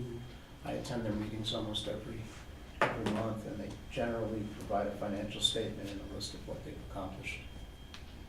They have abided by the spirit of the agreement with their activities and events. Okay. I don't know if they want to expand on that, or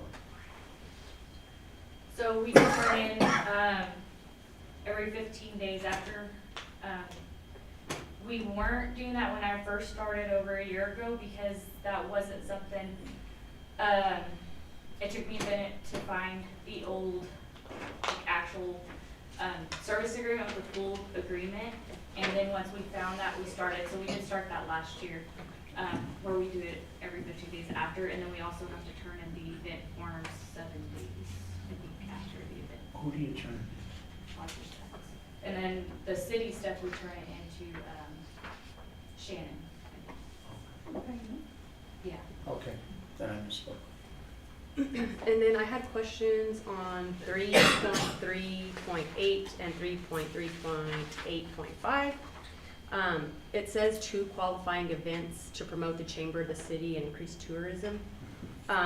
Is there any way that we can request more than just 2 events? Like, I don't have any ideas, but do you guys have ideas to promote a few more activities? So, next spring, we are planning on trying to do a business expo here in Lovington. Right now, we've talked to the fairgrounds. We don't have a set date, but that is something we're in the works.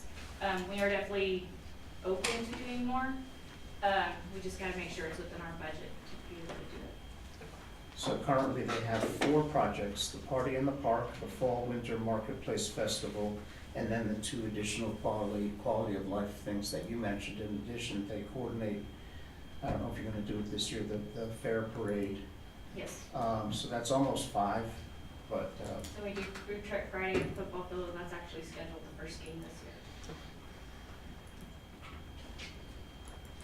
You said you're planning on doing another event for, what was it, business, what did you A say? business expo, we wanna bring in a business expo into Lovington. There is a big one in Hobbs every year. We would like to bring a business expo in for our smaller businesses, because the ones that you see at the one in Hobbs are more for your corporate stuff.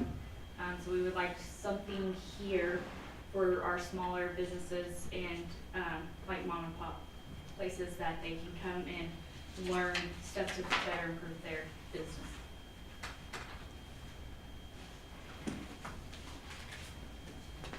And Mr. Miranda, just help me understand. I just want to make sure I understand it right. yes, ma'am. This is part of the budget. This is not part of the budget. The proposed budget that you voted on, we did revert 75,000 from lodger's tax to impact the general fund, as I understand it, Mr. Fierro. We did go ahead with this for the next fiscal year. Correct. To support these. Yes, ma'am. Okay. And it frees up money in the lodger's tax, which is not a guarantee that they would get funding because other people apply for it, but in theory, lodger's tax would have $75,000 more next year potentially available to them.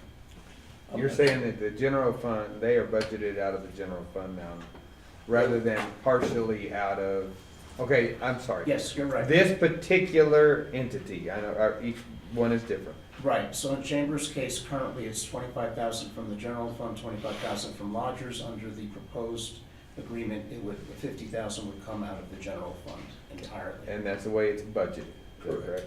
Okay. Is Miss Betty here? Yes, How many, about how many people do you have apply for your funds? a lot. A lot? And it would help a lot with a lot more activities, Okay. because we run out of money quick. Okay. So it's hard, they'll come in wanting, and it's like, well, we gotta figure out how much we can give the, Okay. a lot. Okay. And it would free up a lot. And then we asked all of them, and now they would all take it back from the general fund, just so we could have more to give to them for more events. Okay.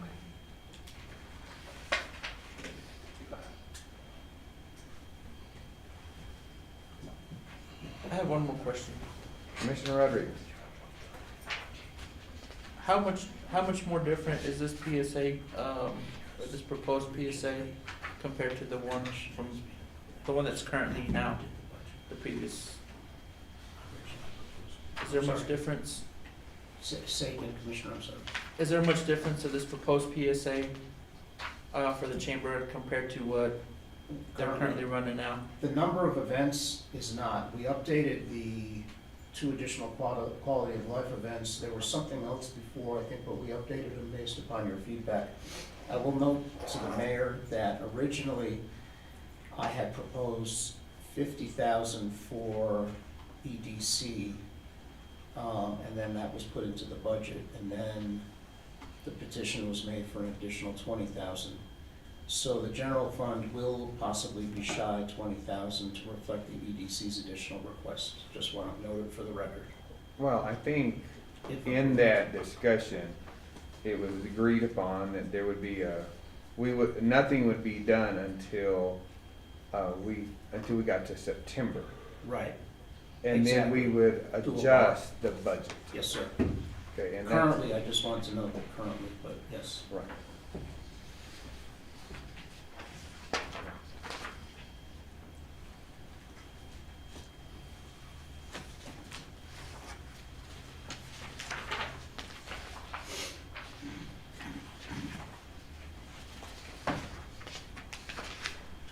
Any other questions? I have no further questions. Okay, all right, thank you. All right. Sorry, and we haven't really had any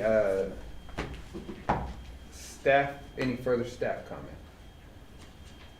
Any further public comment? Okay, hearing none. Shannon? Commissioner Perry, Yes. Commissioner Brown,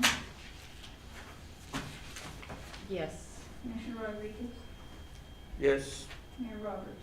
Yes.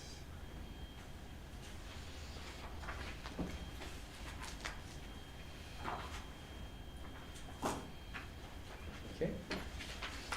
To the next item? Oh, sorry. Oh, no, you're good. I'd like to make a motion to approve resolution 2026-069, approve professional services agreement, Lovington Main Street. Second. Okay, motion and second. Mr. Miranda? Mr. Mayor, Commissioners, the same applies to Lovington Main Street as the chamber. Currently, we have 25,000 coming from lodgers tax, 25,000 from the general fund, and we would revert it to 50,000 from the general fund for Main Street for the same funding as the current fiscal year.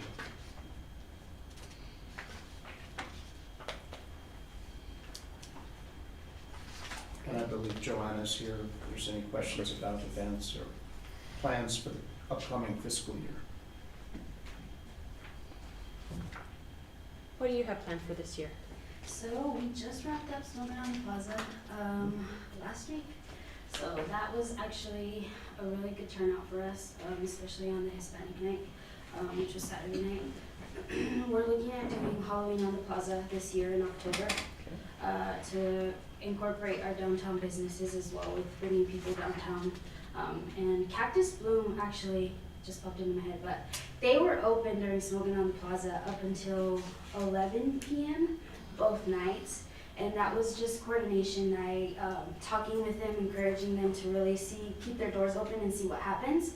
And they actually opened till 11 at night each night. So that was a really good turnout for them, and they're wanting to be more involved in Smoking on the Plaza next year because of the turnout. So they want us to go down that way next year.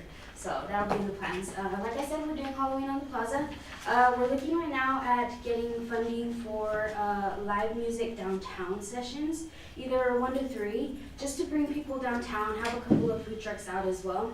And of course, we always do events like the Shop Locals before school starts in December and in February.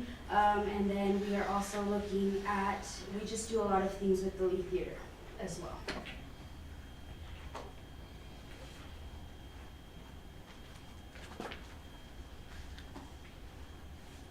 You said a lot of things with Lee Theater. Give me an example. We do sip and paints with the Lee Theater. Right now, we're actually undergoing a capital outlay project to redo the stage, the sound, and the lighting. Once that's completed, we do plan to bring in more live music into the theater as well. Because I think that's a big problem. We have a lot of birthday parties that are hosted there on a weekly basis, probably like 2 or 3 monthly. But the lighting is not appropriate for bigger events. If you went to the grand opening that we had last year, it was super dim in there, so.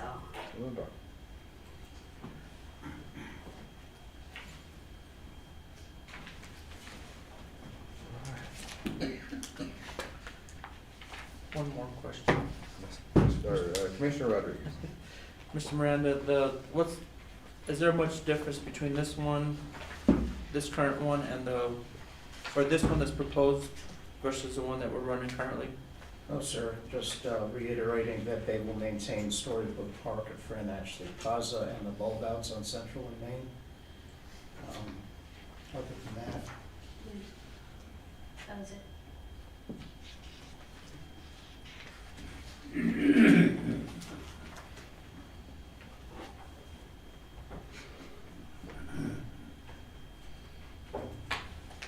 Okay. Any further questions? I have no further questions. Okay. Any staff comment? Public comment? Hearing none. Shannon? Mayor Roberts, Yes. Commissioner Rodriguez, Yes. Commissioner Perry, Yes. Commissioner Romero. Yes.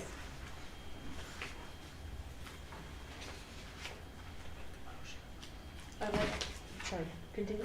Absolutely. Okay. I'd like to make a motion to approve resolution 2026-07, approved professional services agreement, Lovington EDC. Second. Okay. We have a motion and second for the EDC professional services. Mr. Miranda. Mr. Mayor, currently EDC derives all $50,000 of its annual funding from LOGART, which stands for Local Option Gross Receipts Tax. Obviously, they've done a great job in bringing in a lot of businesses which contribute GRTs to our bottom line. I believe, but I'll let Evelyn speak for herself, that the additional $20,000 requested funding would come out of the general fund is to be able to have their assistant on a full-time basis, Diana. That does a great job. Yes. So we did request the additional funding. Diana has been with me for the last 2 years as a part-time position. So we have been running the last 2 years on a 1.5 position. I've been on the organization for 18 years and haven't had an assistant since then, but the workload has gotten a lot heavier. And I am traveling a lot more when it comes to the recruitment. We want to stay aggressive with what we're doing. I feel that we've done a great job in the recruitment of new businesses. And also just to reiterate, we as EDC at the time, Leticia was the director, we were the ones that passed the LOGART fund. And so we are the ones that went door to door recommending folks to vote for this back in 2010. We have not received any additional dollar funding, anything since 2010. We've been self-sufficient on the LOGART fund. and we're just asking for an additional, we're the only entity out of the 4 entities requesting money, we're not a fundraising entity. Don't have the ability to do any fundraising due to the fact that they are C3s and we are C6s, so we don't do any fundraising. So that's the reason why we can't, but if we do, Cinco de Mayo, we make no money. Everything that is raised and sponsored is invested right back to the event. We don't make no money. That's not what we are here for. We're just trying to give an event back to the community. But that's probably the only difference, is that we're not a fundraising entity, and so it's kind of harder for us to get additional funding anywhere. I do attend about 4 trade shows, sales missions throughout the year. I just came back from Vegas. I know on my PSA, it says that I need to visit at least 10 companies. Originally, last year it was industrial. It's a little harder to do industrial in a small rural community, so we did change the wording on that. And so it's got multiple, we can do, multiple businesses. We can do retail, we can do industrial, we can do manufacturing. It's a little bit of everything, but just like even when we attended the retail conference in Vegas, I spoke to 47 companies. I mean, so we get it done within one trade show, but we do attend at least 4 a year. And we try to be at everything everyone's having. We try to be a good partner. We're just trying to be better. That's all we're trying to do, is trying to make Lovington better. We work really hard. I've got a really good assistant, and I would hate to lose her just because I can't make her go full time. Because she really, we do have a lot of stuff going on, and I do bombard her when she comes in at 1 o'clock, that she has a whole list of things that she needs to do, and she has to get it done within 4 hours, and it is a lot. We do have a lot going on, and it's hard for just one person. Any questions for me? Questions? No. Thank you. Mr. Martin, just, I know we've kind of already touched on this, but, and this is also for Mr. Fierro. This kind of came about after we had finalized the budget process. So the 20,000 that is in our notes or whatever would actually be in addition to the budget that we have. Is that correct, Mr. Fierro? Well, I was looking at the budget right now, and it looks like we have $130,000 allocated for the entities. And I asked Mr. Miranda just a minute ago, and he said that right now he has 145, so there would have to be an increase of the budget of 15,000 in the general fund. And then more than likely in the, I can look real quick, in the economic development fund, we probably have budgeted that amount of money. Let's see, 311. Yeah, there's. Evelyn, that 50,000 can't change per ordinance, right, out of LOCAR? Yes, so the way state statute states is you can do 50,000 or 10%, whichever is greater. We will, based off of the GRT, since they are higher. When we first started, GRTs were about $17,000, now we're at 50. So it has changed within the years. Since the GRTs have been over $1 million, we should exceed the 50,000, but it's not much. I think it's like 56, 57,000 when you end the fiscal year. So potentially, eventually, we could not need the 20 and we could be self-sufficient on the LOCAR.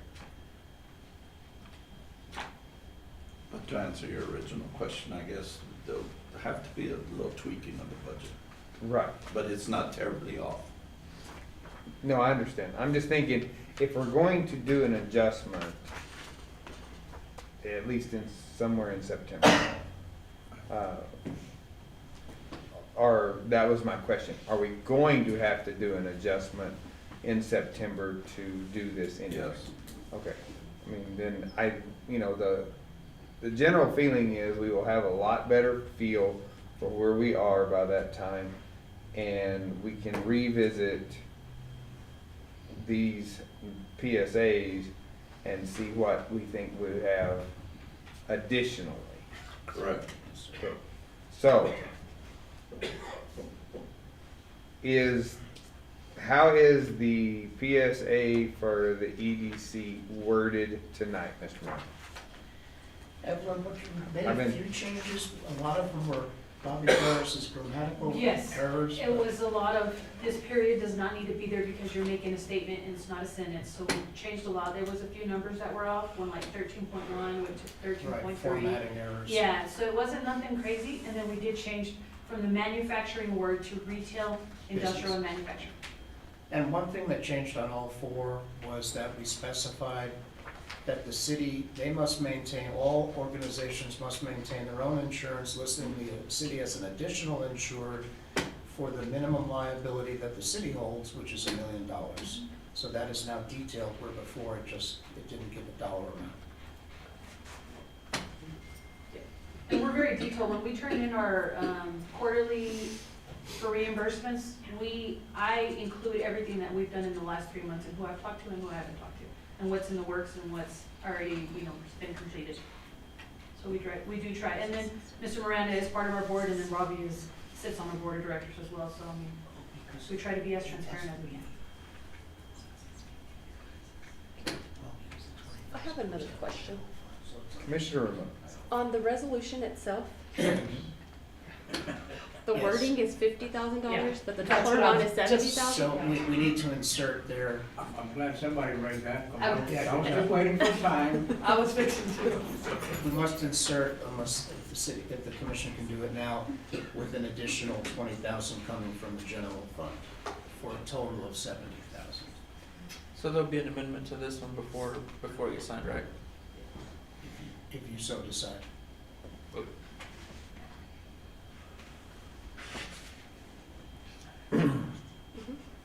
My suggestion would be that, that the agreement's tied to the budget that's established. That's what I was And then if you want alluding to to. amend the agreements, then you can do that. Now, because we do plan to have a revisit, so that was what I was trying to make sure of, and I'm trying to figure out what it said, and then we all noticed that it says 50, and then it's got 70, and, Because we're gonna have to do a bar for the Water Trust Board, 1.25 million. right, we've got a lot of things that are gonna be coming along, so I would say let's stay with the way it's budgeted. Right. I agree 100%, and I would ask Mr. Miranda to revisit his notes and to have the service agreements tied to exactly what was budgeted. And then you can amend your service agreements and your budget. Okay. Are we all Yes, sir. clear as mud on that? Clear as mud, sir. Okay. So our approval when it came to board meetings, so that's no good, honestly? I mean, now I'd have to redo it? No, you approved 70,000, right? Oh, yes, Yeah, so. Yeah, you're good. okay. It's just, we're trying to get all of our ducks where we get it. We start out where we are and then we can adjust it from there. Yeah, and it works, because if you're gonna do a budget adjustment in September, we do quarterly Right. increments anyways, so. it doesn't Exactly, really matter. that was the thinking. That was the whole thinking behind all of that, yes. Okay, thank you. All right. Do we need to change anything in the current amendment, current motion? I'm sorry. Mr. Cox? Yeah, I think you got two different numbers. I agree with all of that, so let's state it. All the dollars are 70, but the wording is 50. 50. So whatever the commission is gonna do has to be fixed to reflect whatever the commission's gonna do. Okay. The resolution as it stands is contradictory with itself. In itself, yes, okay. I would recommend the wording states, whereas the amount of funding the city will contribute from the Logard Fund is $50,000 per year and $20,000 from the general fund per year. And then that was. Then it would finish.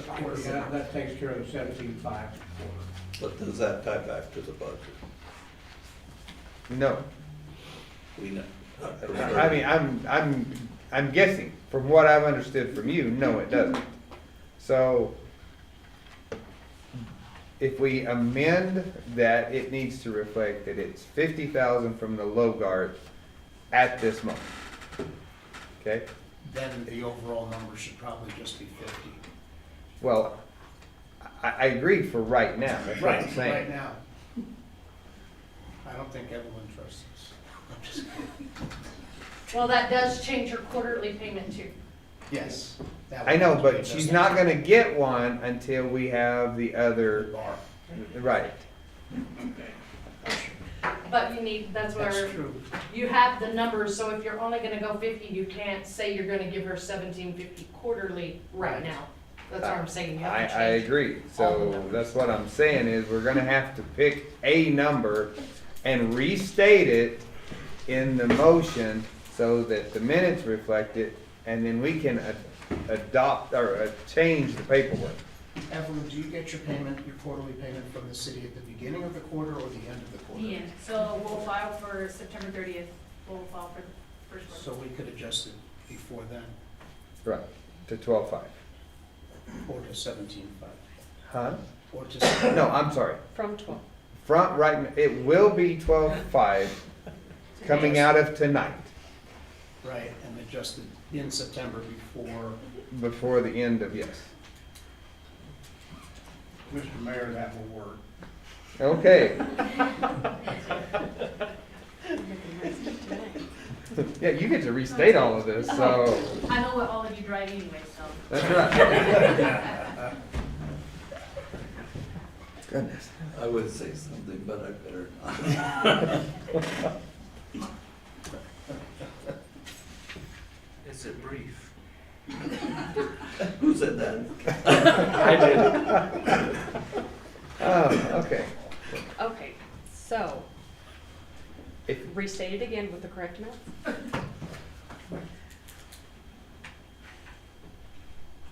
is the money the only thing that we have that is a change of the intent of the resolution? Yes, sir. Okay, you can either state it as the budgeted amount, Well, it actually says the LOGRT fund is $50,000. right, So it's just the dollars. the dollar, That need to be Okay. changed in this resolution. 70 needs to go to 50. okay, and which it is in words, Pardon me? it is in words, Yeah, but. Yeah, it is in words, Yeah. and it's also correct in the words, it says 12,500 per quarter. okay, So the parenthetical dollar amounts are what need to be changed. Does that make sense? mm-hmm, Okay. I'm just making sure she understands. No.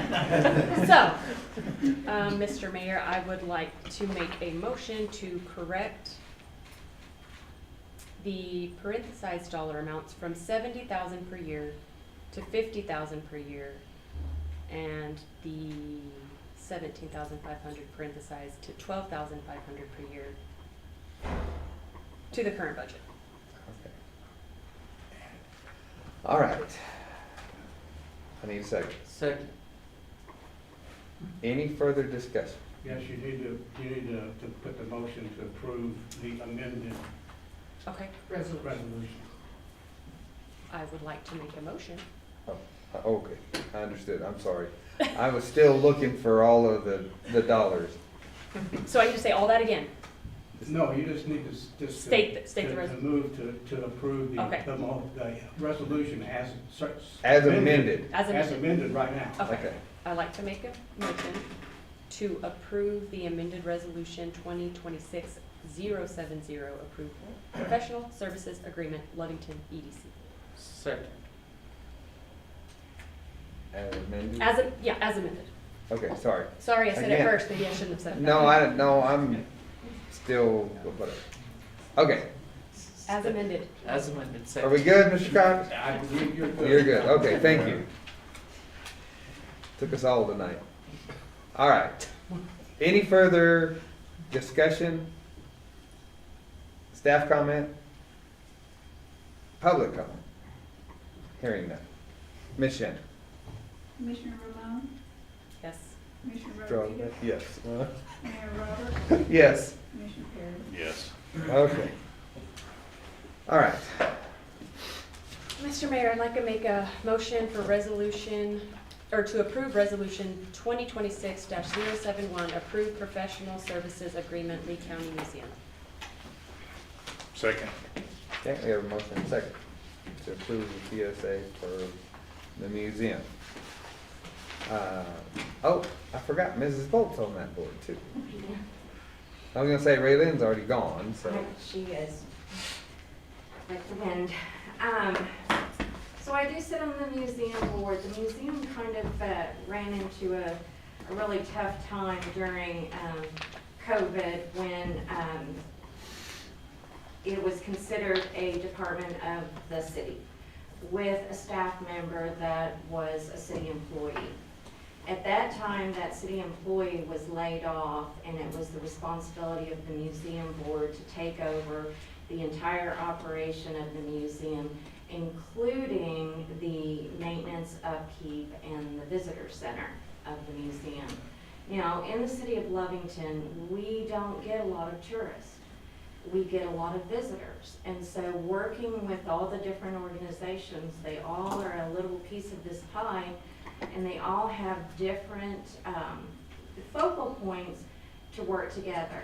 Evelyn does a great job bringing, attracting businesses into the community, but also it's a matter of looking at the community as a whole and making it attractive for their workers and people to come into the city, which is what the museum does. The museum is one of the courthouse and the museum is one of the few areas in this area of the state, southeast New Mexico, that has a square courthouse and a museum right on the corner. We are asking, at this point, if you're looking at budget, we're asking to be raised to $50,000, which could be a $25,000 dedicated stipend out of the lodger's tax. It goes for museums, it's part of a lodger's tax ordinance for the city and the state, and that budget is already dedicated. That we have a certain amount in lodger's tax that the commission can use as they see fit. So we're just asking to have a seat at the adult table. They really have changed the way that they're doing, becoming more vibrant, and making sure that they're also playing with the city, EDC, Lovington Main Street, and the Chamber of Commerce to all work together for partnerships in this town. Thank you. Thank you. All right. Bag two. So we've already kind of established budgetary at this moment, and where do we stand on that? Well, I guess we've established the lodger's tax budget to reflect taking that funding out. Correct. I would echo Mrs. Bolt's comments. You know, the museum's going through some tough times, but the board has changed over. Ms. Dunlap and Mrs. Bolt and the other board members are doing a great job, and I would add that they're trying to engage the county, because after all, it is the Lee County Museum. They may have some legal restrictions from funding it, but to get some kind of benefits from the county towards that. I think the museum's gonna be more in focus when the Veterans Memorial opens, as in addition to being across from the historic courthouse. Again, they're able to apply to lodger's tax during the year for the additional $75,000 potentially. I understand what Mrs. Bolt is asking, and she would like that dedicated $25,000 from lodgers, but that would be guaranteeing something that's not currently in the budget. Am I right, Ed? Briefly. Yes or no?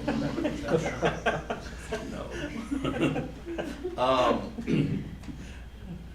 Myra, not to disagree with Mr. Miranda, I think what I can understand what he's trying to do is he's trying to clear space in the lodger's tax. So I would say let's clear space like we're planning on doing, and then revisit that in September, whenever, if you want to increase their amount. I would say let's just submit it as prepared and just move forward with it and revisit it. Okay. Sorry, I had a thought in there, I just gotta remember what it was.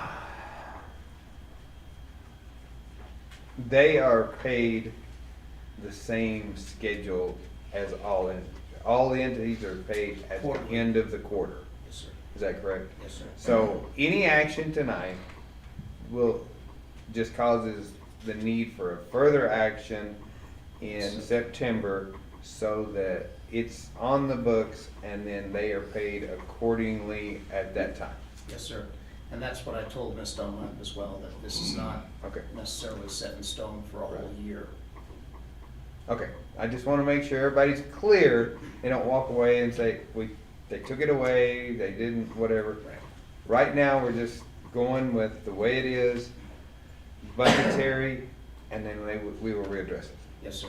Okay, I had some questions. all right, questions? A question. Yeah, Those buildings are ours, right? The city's responsibility? Half, Leslie, correct me if I'm wrong, but the museum itself is half ours and half the museum's. Yes, they're co-owned. And then the other buildings are all ours. Are we maintaining those properly? We are doing general repairs, they're covered under our insurance. We've done some plumbing work, we've done some window work, but we don't do custodial maintenance on them. okay, I have a question on one of your statements, because I have not revisited since we went with the self-insured New Mexico fund. Are you sure those other buildings are covered? Because with the old policy that we had, they were an excluded group, and that's the reason we never received any wind, hail, or any coverage. I think there was fire that was on them, or, or a total loss, but Shannon, correct me if I'm wrong, but when their appraiser came down, didn't we include those buildings? And I thought we owned the museum, I thought the city owned the museum. So On our they're- fixed yeah. asset list, you're the insurance on it. okay, so, all right. Just want to make sure that we understood. Okay? I believe also that we budgeted for repairs and maintenance within the fund, or general fund. Okay. To be honest, the new Lovington Magistrate Court costs us more in repairs, and it's only 4 years old than the museum does. Then-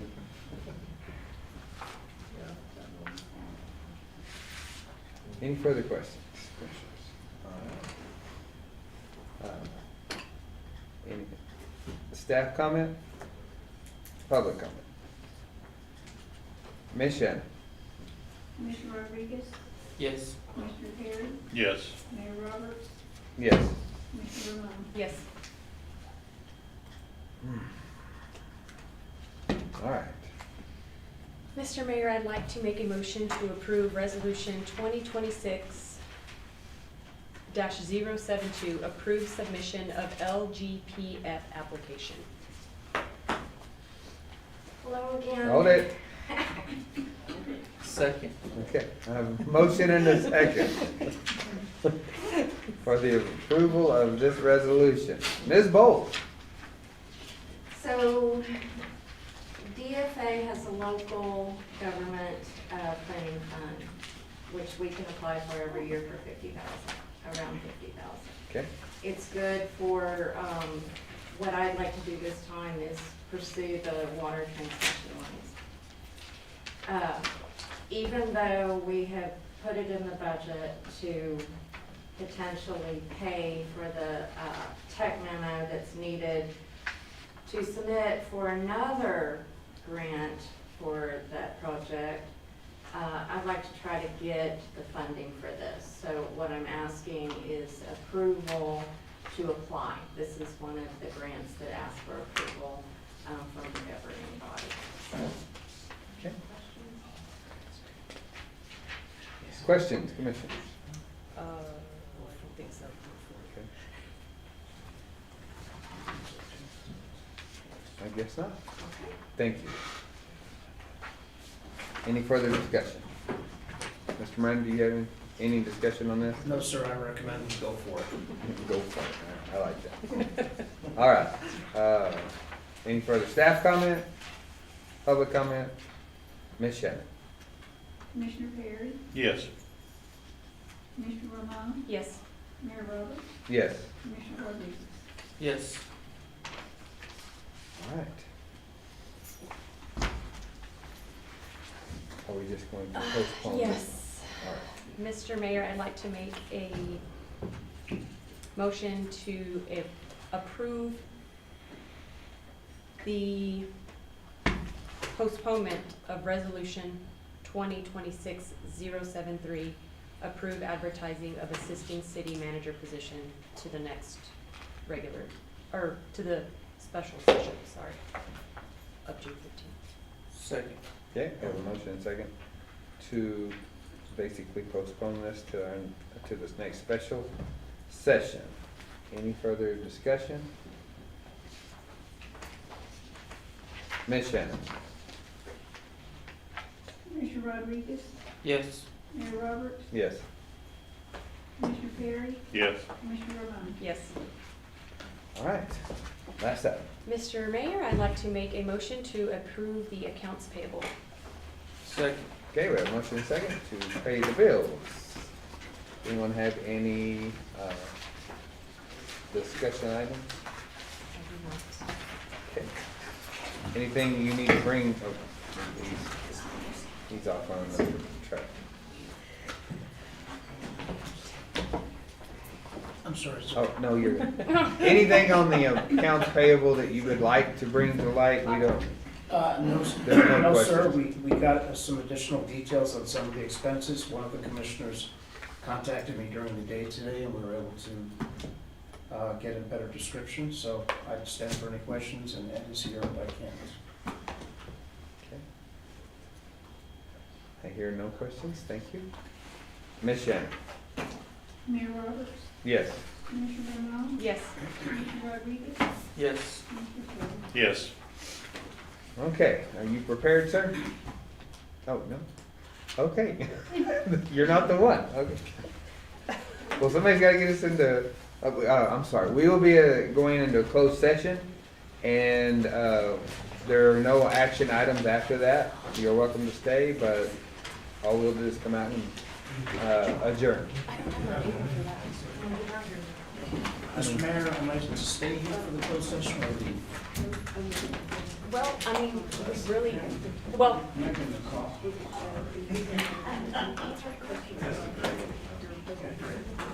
I know. Mark,